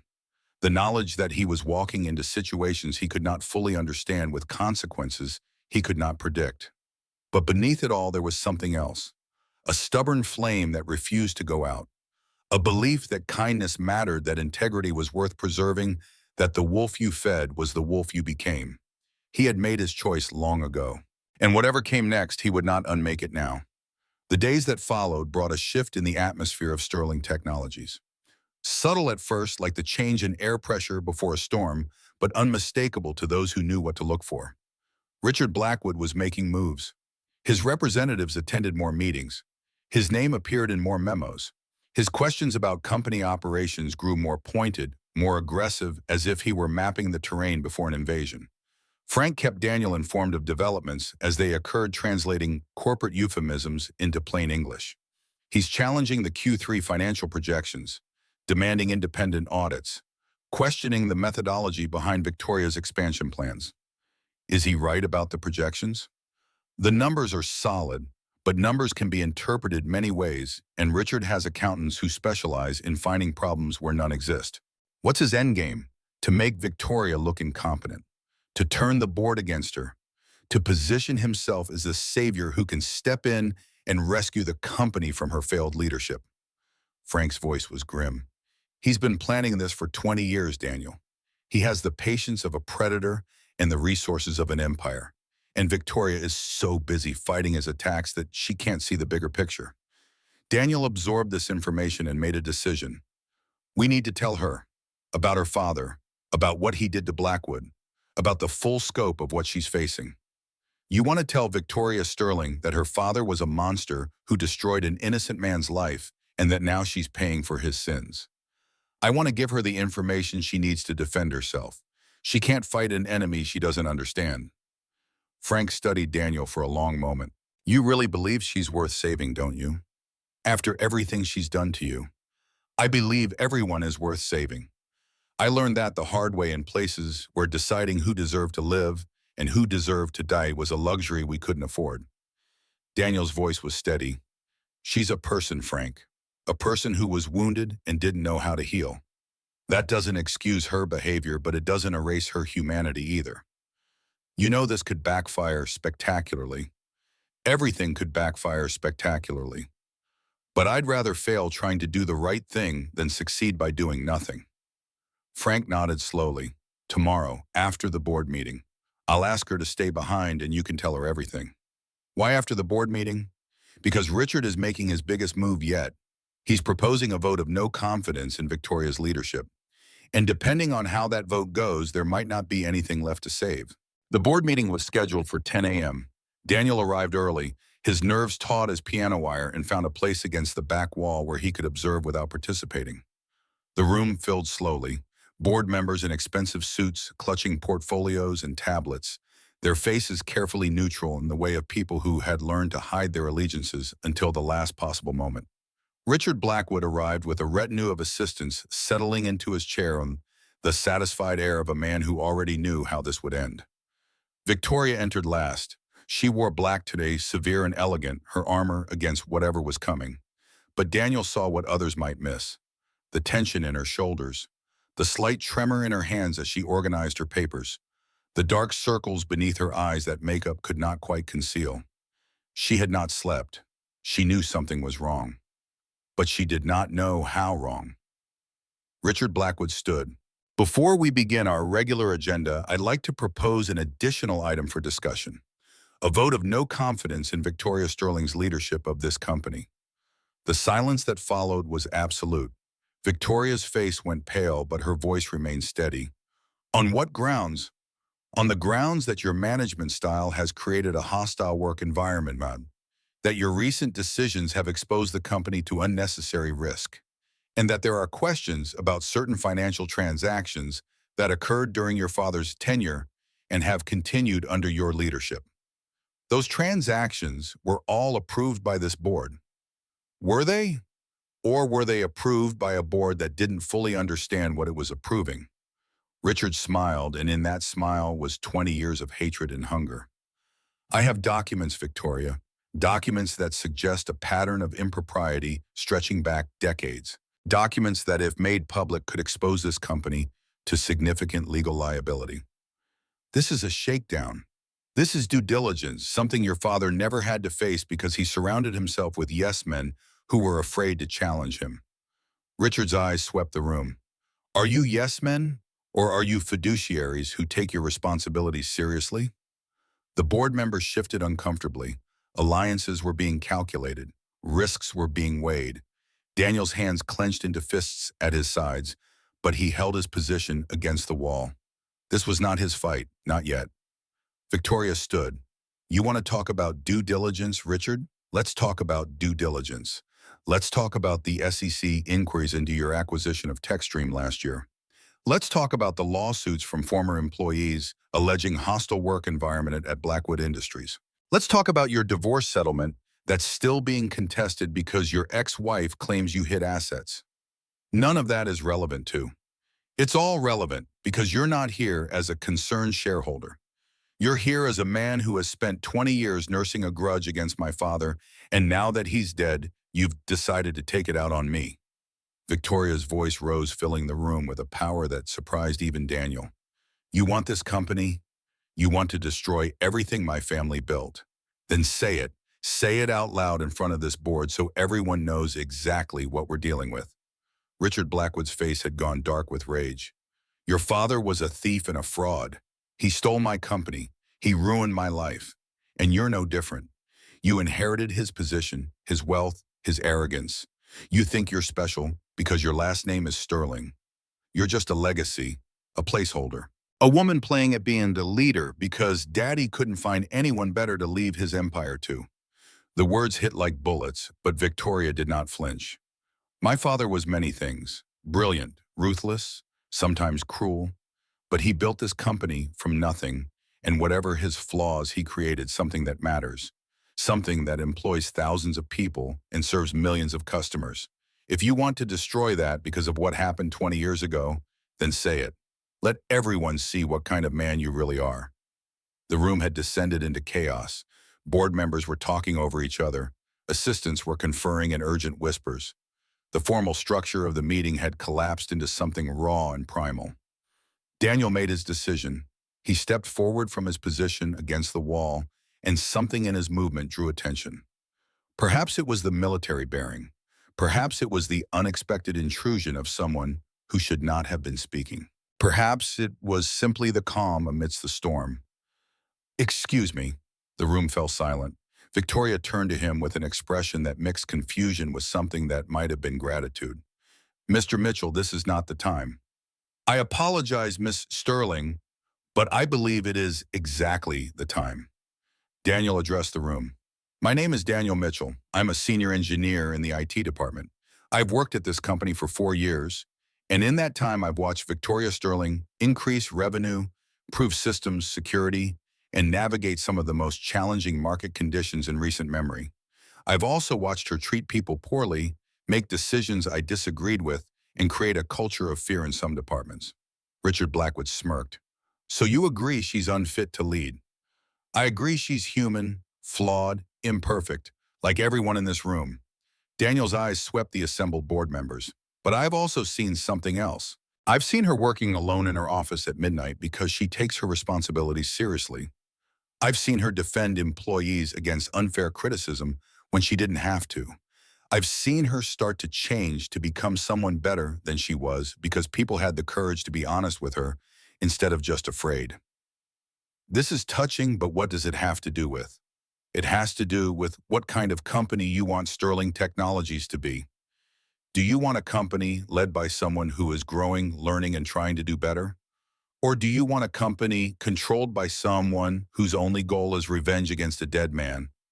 Daniel turned to face Richard directly, because that's the choice, not between competence and incompetence, between a future built on hope and a future built on hatred. The silence stretched. Board members exchanged glances. Calculations were recalculated. Finally, one of the older members spoke.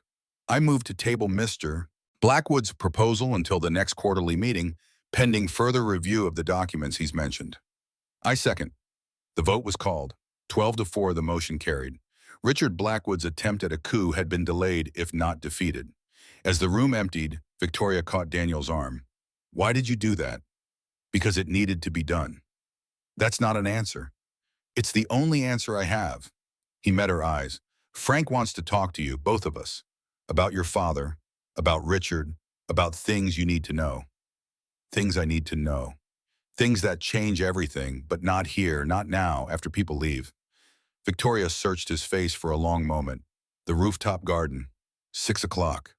She walked away without waiting for a response, her heels clicking against the marble floor, her spine straight despite the weight of everything she was carrying. Daniel watched her go and felt something shift in his chest. Not attraction exactly, not admiration, something more complicated than either. Hope, perhaps, the stubborn belief that people could change, that the wolves inside us were not fixed, that we could choose moment by moment which one to feed. It was a dangerous hope. It could lead to disappointment, to heartbreak, to the slow erosion of everything he believed.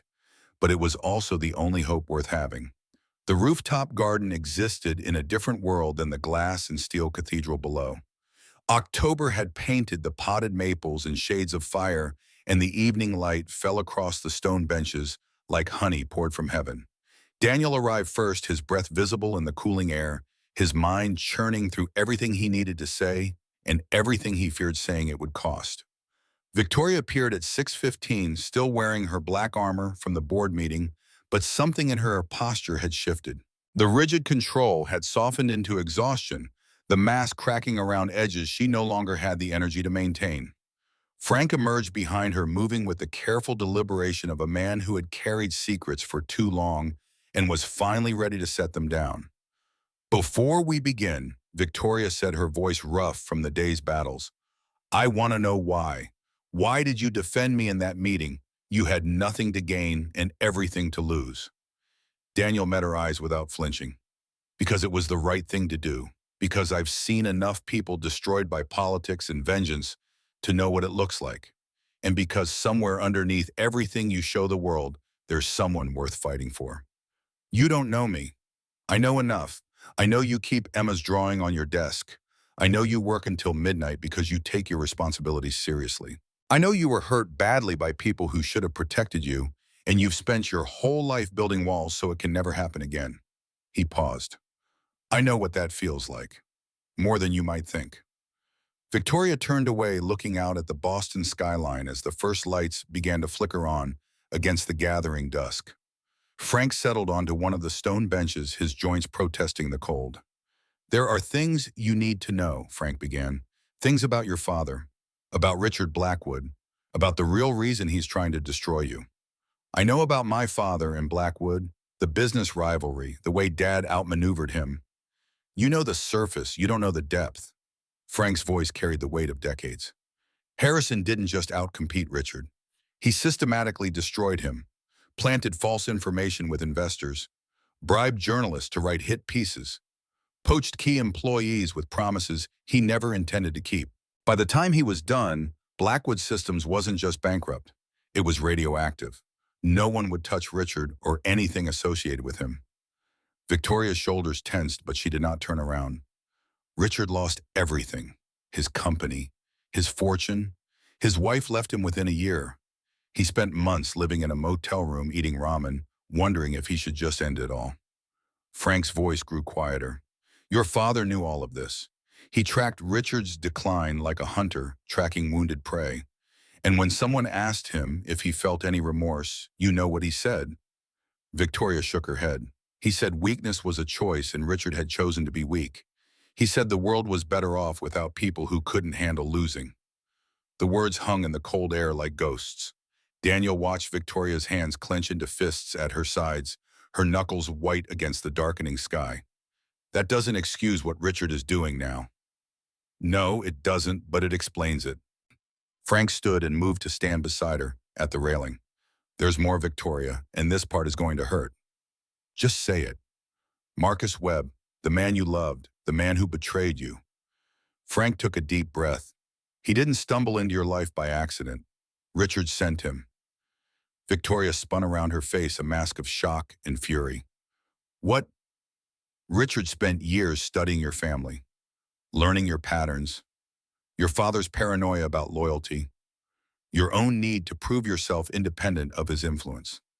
Frank's eyes held a sorrow that seemed to stretch back decades. "He knew Harrison would test anyone you got close to, so he found someone willing to play both sides, someone who could pass your father's test while still serving Richard's purposes. Marcus was working for Richard. Marcus was a pawn. Richard paid him to get close to you to make you fall in love, and then to let your father discover his supposed betrayal.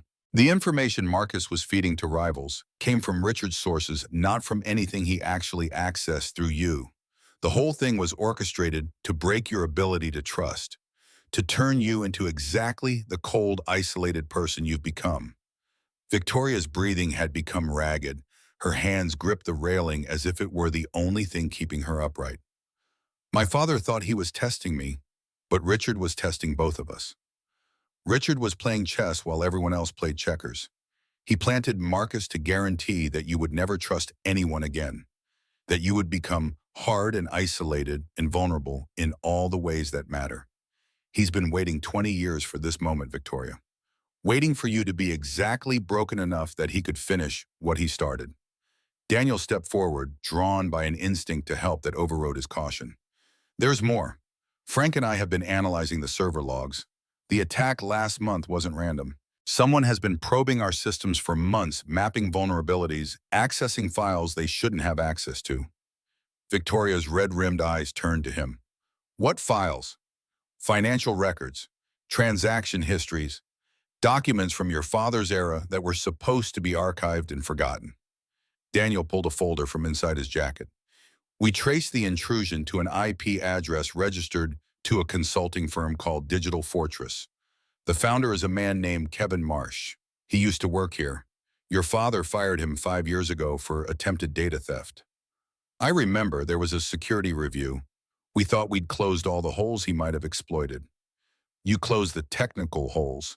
But Kevin had relationships here, people who owed him favors, people who might be willing to look the other way if someone needed access." Daniel handed her the folder. "We think Richard has been building a case against you for months, modifying records, creating false trails, setting you up to take the fall for transactions your father made decades ago." Victoria opened the folder with trembling hands. The documents inside were damning. Financial transfers that appeared to bear her authorization. Stock trades that looked like insider dealing. A pattern of impropriety that would be impossible to explain away once it reached the SEC. He's going to frame me for fraud. He's going to destroy you the same way he believes your father destroyed him. Publicly. Completely. Making sure everyone knows that the Sterling name is synonymous with corruption. Victoria closed the folder and pressed it against her chest like a shield. Why are you telling me this? You could have used this information yourself, leveraged it, made demands. Daniel's expression did not change. That's not who I am. Everyone wants something. And I want my daughter to grow up in a world where people help each other instead of tearing each other down. I want to be able to look at myself in the mirror without flinching. I want to believe that decency still matters even when the evidence suggests otherwise. He took a step closer, close enough that she could see the sincerity in his eyes. You've been betrayed by everyone who was supposed to protect you. Your father, your lover. The system that was supposed to reward hard work and punish corruption. I'm not offering to save you because I expect something in return. I'm offering because you deserve to know the truth, and because facing an enemy you understand is better than being destroyed by one you don't. Victoria stared at him for a long moment. The mask she had worn for so long was crumbling, revealing the wounded woman underneath. The little girl who had lost her mother and been abandoned by her father's love. The young woman who had given her heart to someone who sold it for 30 pieces of silver. The CEO who had built walls so high she could no longer see over them. I don't know how to trust people anymore. Then don't trust me. Trust the evidence. Trust the logic. Trust whatever you need to trust to get through this. Daniel's voice softened. But know that I'm not going anywhere. Whatever happens next, you don't have to face it alone. Something broke in Victoria then. Not dramatically, not with tears or sobs, but with a quiet collapse of defenses that had been standing too long. She reached for him and he caught her, and for a long moment they stood together on the rooftop while the city lights glittered below and Frank discreetly retreated to give them privacy. I'm scared, she whispered against his shoulder. I've never admitted that to anyone. Fear is human. It's what you do with it that matters. What if I can't beat him? Richard has been planning this for 2 decades. I've only known about it for 10 minutes. Then we figure it out together. We find the holes in his plan. We build our own case. We fight back with the truth instead of more lies. Daniel pulled back slightly, looking into her eyes. But we can't do any of that if you're trying to carry this alone. That's what Richard is counting on. Your isolation. Your inability to ask for help. The walls you've built that keep everyone out, including the people who might actually be on your side. Victoria's hand came up to touch his face, her fingers tracing the lines of exhaustion and determination that marked his features. Why you? Of all the people in that building, why are you the one standing here? Because I've been where you are. Not the same circumstances, but the same darkness. After Afghanistan, after my wife left, after I found myself alone with a child who depended on me for everything. I know what it feels like to believe that no one can be trusted, that you have to handle everything yourself, that asking for help is admitting weakness. What changed, Emma? She needed a father who was present, not one who was hiding behind walls. She needed me to be vulnerable to show her that it was okay to need people, that strength wasn't the same as isolation. His voice grew rough with emotion. And an old woman named Eleanor Hayes, who moved into the apartment across the hall and refused to let me disappear into my own pain. She fed us, watched Emma when I had to work late, reminded me every day that I wasn't alone, even when I wanted to be. I don't have anyone like that. You have me. You have Frank. You have Emma, who drew you wearing a crown and a smile because she saw something in you that you've forgotten how to see in yourself. Daniel took her hands in his. The question is whether you're willing to let us in.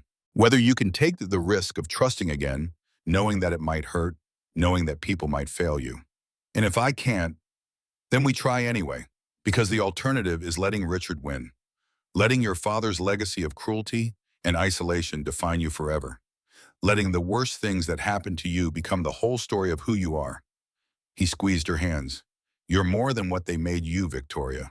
I've seen it. Emma saw it. Frank has known it for decades. The only person who doesn't believe it is you.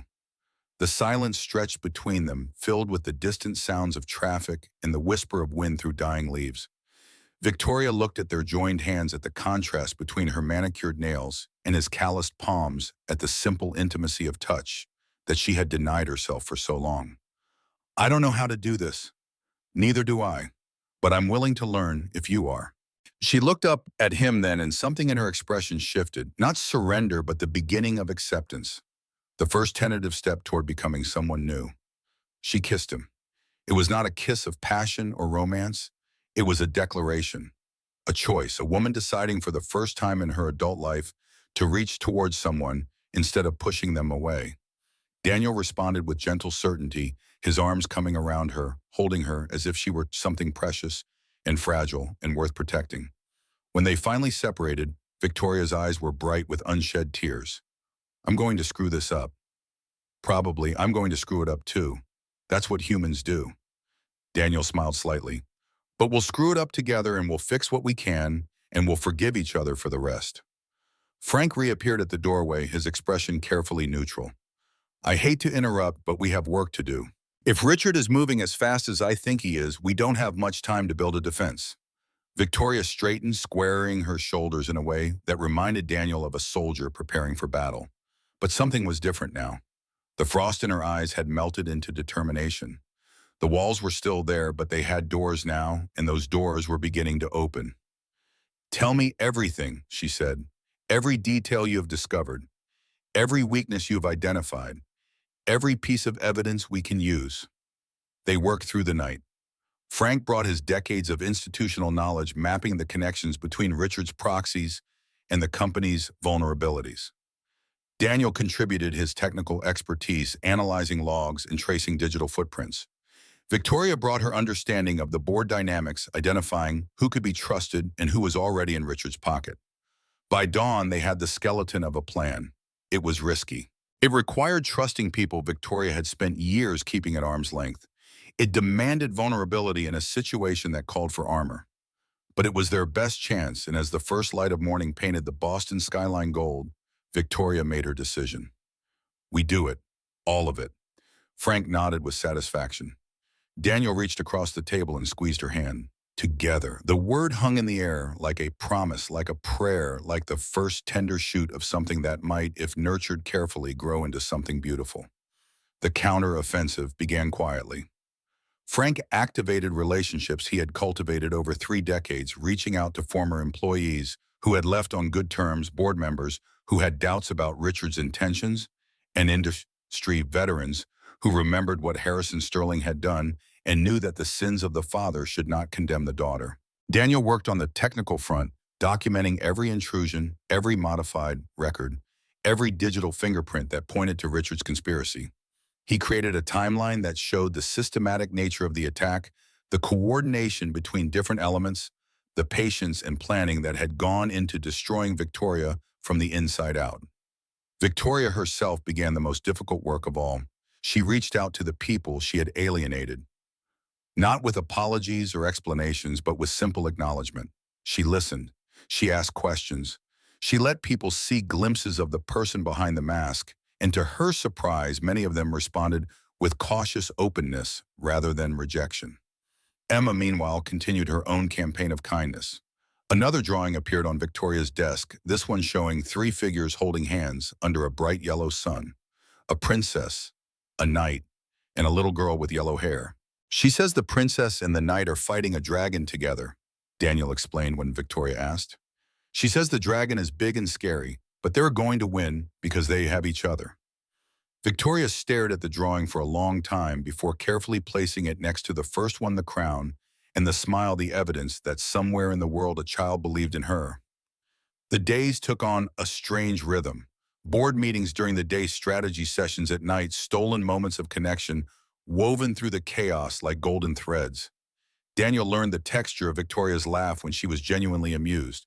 Victoria learned the way Daniel's eyes crinkled when he spoke about Emma. They did not discuss what they were becoming to each other. There was no time and perhaps no need. Some things were understood without being named. Richard Blackwood, sensing that his prey was no longer as isolated as he had believed, accelerated his timeline. Documents began to leak to financial journalists. Questions were raised in shareholder forums. The SEC received an anonymous tip about irregularities in Sterling Technologies' historical filings.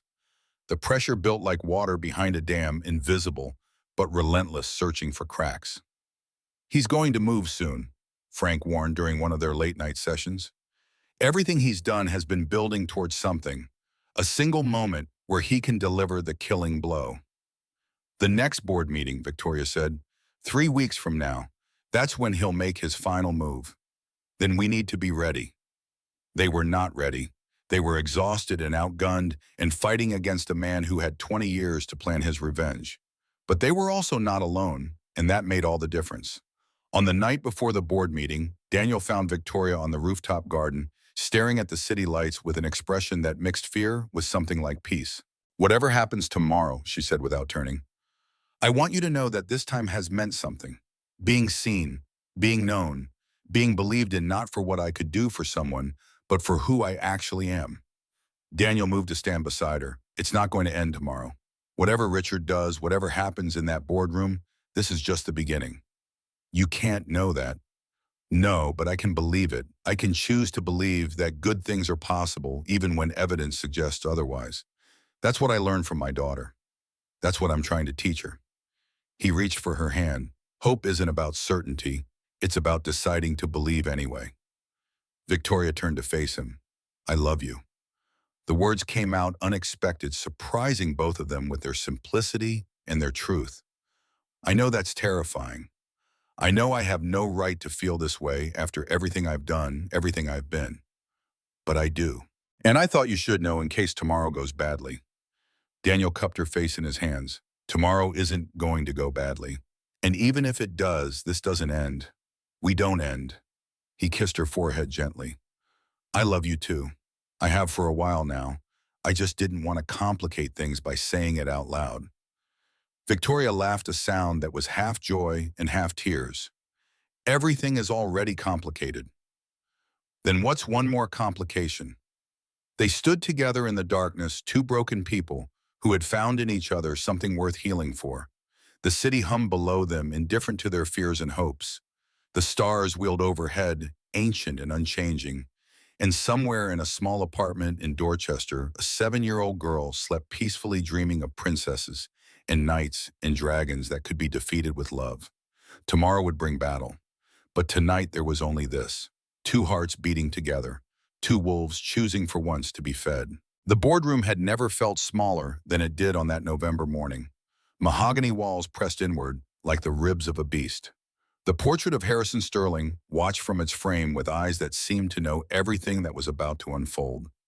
Daniel stood near the back wall, his position deliberate, his breathing controlled, in the way he had learned during combat situations where panic meant death. Victoria entered at exactly 9 o'clock, her black suit immaculate, her posture betraying nothing of the sleepless night behind her. She carried a leather portfolio that contained everything they had gathered over the past weeks. Evidence, testimonies, the digital fingerprints of a conspiracy 2 decades in the making. She did not look at Daniel as she took her seat at the head of the table, but he felt her awareness of his presence like a physical touch. Richard Blackwood arrived with an entourage, lawyers in expensive suits, a public relations specialist whose presence suggested he expected cameras, board members who had already pledged their allegiance, their faces wearing the smug satisfaction of people who believed they were on the winning side. The room filled. Tension accumulated like static electricity before a storm. Frank Morrison slipped in through a side door and positioned himself near Daniel, his weathered face calm with the serenity of a man who had made peace with whatever outcome awaited. Richard called the meeting to order with the authority of someone who already considered himself in charge. "Ladies and gentlemen, I've called this emergency session because new evidence has come to light, evidence that demands immediate action." He opened a folder with theatrical precision. "What I'm about to share will shock many of you. It shocked me when I first saw it, and I've spent years studying this company's finances." Victoria's hands remained folded on the table before her. Her expression was marble. "These documents show a pattern of securities fraud stretching back 15 years. Stock manipulation, Insider trading, the systematic looting of shareholder value by members of the Sterling family. Richard spread papers across the table like a dealer laying out cards. Authorization signatures match Victoria Sterling's. Transaction timestamps coincide with her access to confidential information. The evidence is irrefutable. Murmurs rippled through the room. Board members leaned forward to examine the documents. The public relations specialist was already typing on his phone, presumably preparing statements for the media firestorm to come. I move for an immediate vote of no confidence in Victoria Sterling's leadership. Richard continued, his voice swelling with triumph. Furthermore, I recommend we notify the SEC and cooperate fully with any investigation. The integrity of this company demands nothing less. Victoria let the silence stretch. She let the tension build. She let Richard believe for one perfect moment that he had won. Then she spoke. Before we vote, I'd like to present some evidence of my own. Richard's smile flickered. This is hardly the time for... It's exactly the time. Victoria opened her portfolio. You've made serious accusations, Richard. Accusations that could destroy careers, devastate families, and collapse a company that employs 3,000 people. Surely you'd want those accusations to withstand scrutiny. She withdrew a stack of documents and began distributing them around the table. What you're looking at is an analysis of the documents Mr. Blackwood just presented, conducted by our senior IT engineer with verification from an independent cybersecurity firm. She paused to let the board members absorb the first page. Every document in Mr. Blackwood's folder has been digitally altered. The timestamps are fabricated. The authorization signatures were forged using samples obtained through unauthorized system access. The evidence, in short, is manufactured. Richard's face had gone pale. That's absurd. These documents came from your own archives. They came from archives that were compromised 6 months ago by an outside party, an intrusion that we've traced to a consulting firm called Digital Fortress, owned by a man named Kevin Marsh. Victoria met Richard's eyes. A man who was fired from this company 5 years ago for attempted data theft. A man who has been receiving monthly payments from Blackwood Industries for the past 18 months. The room erupted. Board members demanded explanations. Lawyers conferred in urgent whispers. The public relations specialist had stopped typing and was staring at his phone as if it had betrayed him. Frank Morrison stood. The simple act of rising silenced the chaos. Frank had worked at Sterling Technologies for 35 years. He had seen CEOs come and go. He had survived market crashes and corporate upheavals and the death of the founder himself. When Frank Morrison stood to speak, people listened. I've been with this company since before most of you were out of college. I knew Harrison Sterling when he was coding in a garage. I watched this company grow from nothing into something that matters. His voice carried the weight of decades. I've also watched Richard Blackwood spend 20 years planning his revenge, buying stock, cultivating allies, waiting for the moment when he could finally destroy the Sterling name. He turned to face Richard directly. I understand your anger. What Harrison did to you was wrong. He destroyed your company through manipulation and lies. He took everything from you and called it business. He was in many ways a monster. Frank's voice softened. But Victoria is not her father. She inherited his company, but she spent the last 5 years trying to build something different, something better. And destroying her won't bring back what you lost. It will only add another victim to a list that's already too long. Richard's composure cracked. You don't know what he did to me. You don't know what it's like to lose everything because one man decided you were an obstacle. You're right, I don't know, but I know what it's like to watch someone I care about be destroyed by someone else's cruelty. I watched it happen to Victoria when she was 6 years old and her mother died. I watched it happen again when she was 24 and the man she loved turned out to be a weapon aimed at her heart. Frank's eyes held a sorrow that seemed bottomless. How many more people have to be broken before the cycle ends? The boardroom had gone silent. Even the lawyers had stopped their whispering. Daniel stepped forward, drawn by an instinct he could not explain. I have technical documentation proving that the intrusion into our systems originated from Richard's network. I have financial records showing payments to Kevin Marsh. I have testimony from former Blackwood employees who were pressured to participate in the scheme. He placed a thick folder on the table. The evidence is comprehensive. The conclusions are unavoidable. This was not due diligence. This was a coordinated attack designed to destroy an innocent woman for the sins of her father. Victoria stood. I'm not asking for Richard to be prosecuted. I'm not asking for revenge or retaliation or any of the things my father would have demanded. Her voice was steady, but Daniel could see the cost of that steadiness in the tension of her shoulders. I'm asking this board to recognize what's happening here, to see the difference between legitimate oversight and personal vendetta, to choose in this moment what kind of company we want to be. The vote was called. 14-2, with Richard and his closest ally dissenting. The board rejected the motion of no confidence. A separate motion to investigate the intrusion and Blackwood's involvement passed unanimously. Richard sat in his chair as the room emptied around him. His face had aged a decade in the space of an hour. His hands, once so confident and commanding, trembled on the table before him. Victoria did not gloat. She did not celebrate.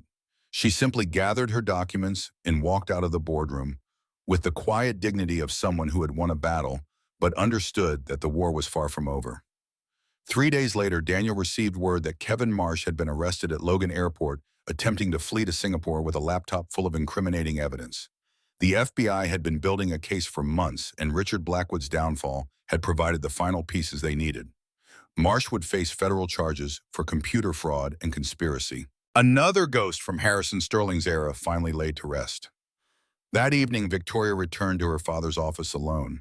The building was quiet, most employees long since departed for dinners and families and lives beyond the glass walls. She sat at the desk that had belonged to Harrison Sterling for 30 years, running her fingers over the wood grain worn smooth by decades of use. She had never searched his personal effects thoroughly. After his death, she had sealed the desk drawers and left them untouched, not wanting to confront whatever secrets they might contain.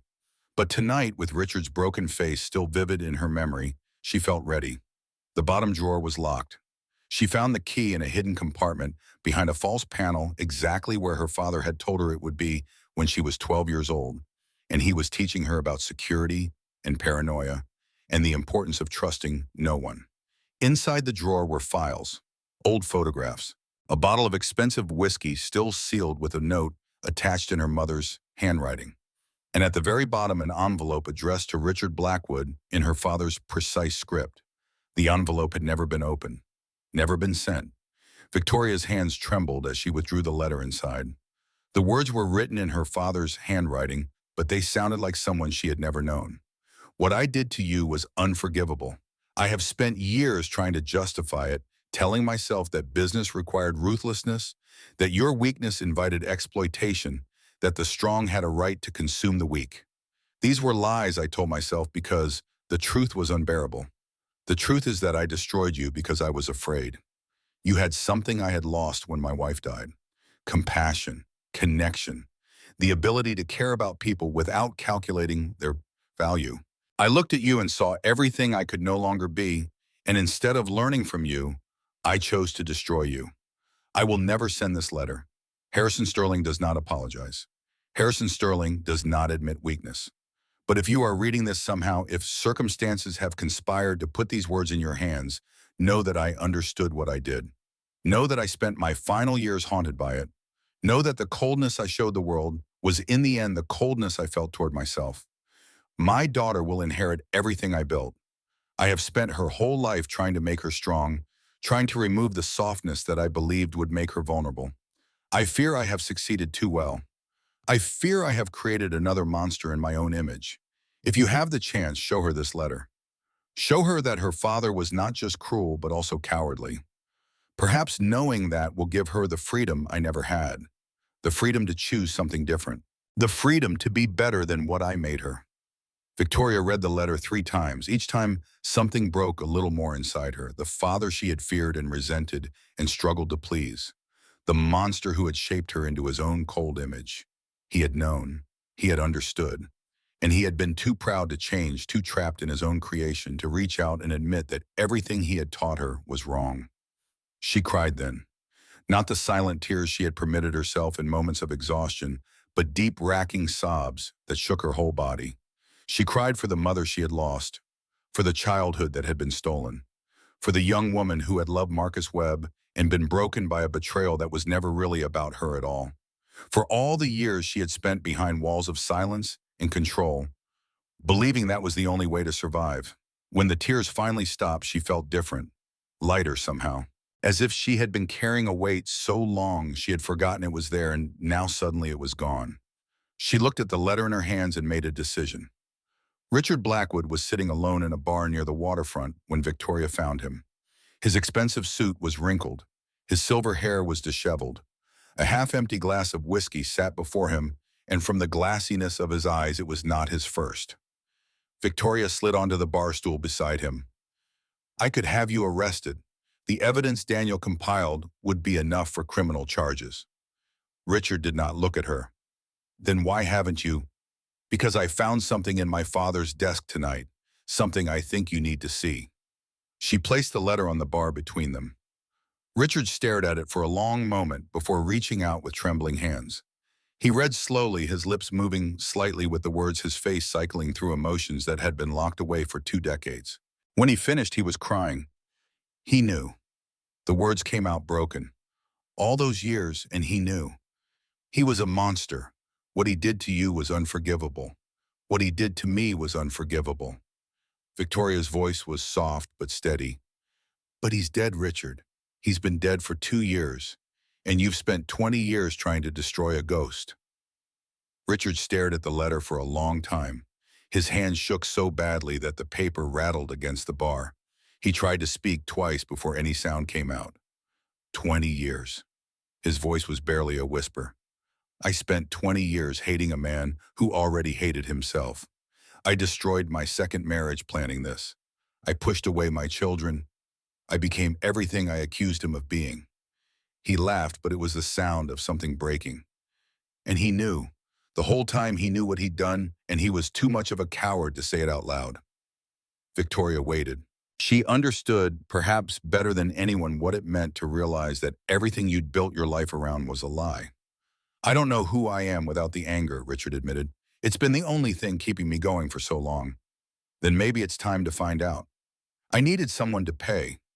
"I understand, but I'm not him. I inherited his company and his name, but I'm trying to be something different, something better." She met his eyes. "I'm offering you a choice. You can keep fighting. Keep trying to destroy me. Spend whatever years you have left consumed by a vendetta against a dead man. Or you can let it go. Walk away. Find something else to live for." Richard's laugh was bitter. "What else is there? He took everything from me. He took your company, your money, your marriage. But he couldn't take your soul, Richard. Only you can do that." Victoria reached out and touched his hand. "You rebuilt once, you can rebuild again. But not if you're still carrying his weight." The bar was quiet around them, muted television, soft jazz from hidden speakers, the clink of glasses, and the murmur of other people's conversations, other people's lives, continuing as if this moment were not happening. Richard looked at the letter one more time, then he carefully folded it and placed it in his pocket. "I don't know if I can stop." "Then try. Try for one day, then another. That's all any of us can do." He met her eyes, and for the first time, Victoria saw the man he might have been before her father broke him. Someone capable of kindness. Someone who had built a company and a life and had dreams that extended beyond revenge. "Your father was wrong about you." "He was wrong about a lot of things." "No, I mean specifically about you." Richard's voice cracked. "He thought he was making you strong by making you cold. But real strength is what you're showing right now. Compassion when cruelty would be easier. Mercy when vengeance would be justified. He couldn't do that. I couldn't do that." He paused. "Maybe you really are better than both of us." Victoria squeezed his hand and stood. "Go home, Richard. Get some sleep. Tomorrow make one choice that isn't about revenge. Then make another. That's how healing starts." She walked out of the bar into the cold November night. The city glittered around her. The weight she had carried for so long was gone, replaced by something fragile and unfamiliar. Hope. 6 months later, spring had come to Boston. The rooftop garden burst with color, now tulips and daffodils replacing the bare branches of winter. Victoria stood at the railing where she and Daniel had first truly talked, watching the city wake up below her. She wore blue today instead of black, and her hair fell loose around her shoulders instead of pulled back in its severe bun. Daniel appeared beside her, coffee in each hand. He offered one, and she accepted with a smile that would have been unthinkable a year ago. Nervous, terrified, but the good kind. There's a good kind of terrified, and there is when you're about to do something that matters. The board meeting that morning was different from any that had preceded it. No accusations, no political maneuvering. Just a quarterly report and a strategic plan and a vote of confidence that passed unanimously. Richard Blackwood had sold his shares 3 months earlier. He had moved to Vermont, bought a small cabin near a lake, and according to the one letter he had sent Victoria, was learning to fish, learning to be still, learning to let go. After the meeting, Victoria found Frank Morrison in the server room, surrounded by blinking lights and humming equipment. He was packing a box with personal items, preparing for the retirement that had finally arrived. Last day, Victoria's voice was soft. It won't be the same without you. It'll be better. You've got Daniel now. The man knows systems better than I ever did, and he's got 40 years to put that knowledge to use. I wasn't talking about the technical skills. Frank smiled, the expression crinkling the corners of eyes that had seen so much. I know. He set down the box and faced her. I'm proud of you, Victoria. What you did with Richard, what you've become these past months. Your mother would be proud too. Victoria's eyes glistened. You never talk about her. She was remarkable, kind in a way that your father could never understand. She saw the good in people even when they couldn't see it themselves. Frank's voice grew rough. She would have loved watching you become the woman you are now. They embraced old friend and young woman, connecting across decades of shared history and quiet loyalty. Don't be a stranger, Victoria whispered. I'll be at Emma's birthday party next month. Wouldn't miss it for the world. The afternoon brought a different kind of celebration. Sarah Chen's office was warm and inviting, filled with children's artwork and educational toys. Emma sat in the center of the room, reading aloud from a chapter book, with confidence that had been hard-won over months of specialized instruction. Daniel and Victoria watched from chairs against the wall, their hands intertwined. Her progress has been remarkable, Dr. Chen said quietly. The dyslexia will always be part of how her brain works, but she's developed strategies to work with it instead of against it. She's reading at grade level now, and her comprehension scores are actually above average. Emma looked up from her book, grinning at the adults with the satisfaction of a child who had conquered a dragon. Did you hear that, Daddy? I'm above average? You've always been above average, sweetheart. Now the tests are finally catching up. After the appointment, they walked to Boston Common. The park was alive with spring joggers and families and boys chasing frisbees across the great lawn. They found a spot beneath a massive oak tree, its branches just beginning to bud with new leaves. Emma ran off to explore while Daniel and Victoria spread a blanket and unpacked the picnic lunch that Mrs. Hayes had insisted on preparing. She's amazing, Victoria said, watching Emma climb a small boulder with fearless determination. She is, but she's not the only one. Victoria turned to find Daniel looking at her with an expression that still made her breath catch. What? 6 months ago, you were the woman carved from marble, the woman everyone feared and no one knew.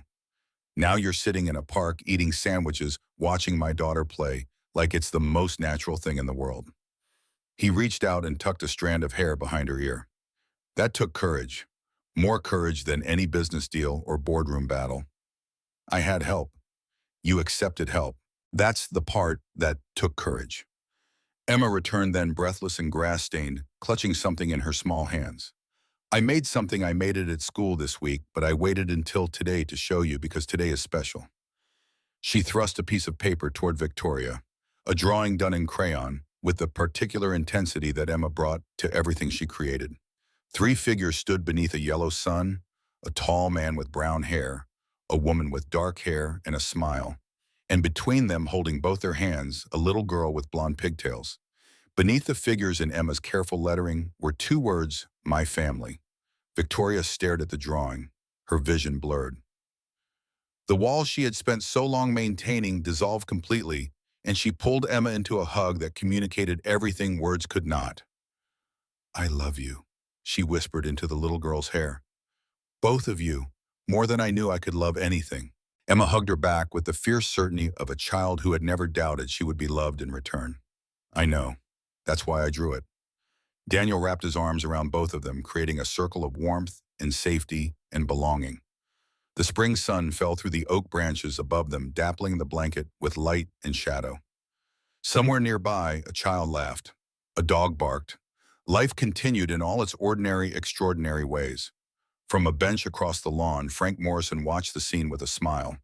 He had a cup of coffee in one hand and a paperback novel in the other, enjoying the first day of a retirement he had earned through decades of quiet service. He pulled out his phone and snapped a photo. Three people on a blanket holding each other like they would never let go. A family built not from blood, but from choice, from courage, from the decision to keep trying even when trying was hard. He would frame that photo, he decided. Put it on the mantle of the cabin he was planning to buy in the mountains. A reminder that sometimes against all odds, good things happened. That broken people could heal. That walls could come down. That love, stubborn and persistent, could find its way through even the coldest defenses. The sun climbed higher. The day grew warm. Victoria pulled back from the embrace and looked at Daniel with eyes that held no fear, no walls, no carefully maintained distance. I want forever, she said. I know that's terrifying and probably too fast and definitely not how things are supposed to work, but I've spent my whole life being careful and I'm tired of it. I want forever with you, with Emma, with whatever comes next. Daniel's smile was answer enough, but he gave her words anyway. Then forever it is. Emma, squirming between them, added her own verdict. Finally, I've been waiting forever for you two to figure this out. Their laughter rang across the common, joining the chorus of 1,000 other happy sounds on a spring day in Boston. And somewhere, perhaps in whatever space exists beyond the world, we know a woman who had died too young and a man who had lived too hard. Both smiled at what their children had finally become. Not perfect, never perfect, but healing, growing, reaching toward each other and the future with hands that no longer trembled. That was enough. That was everything.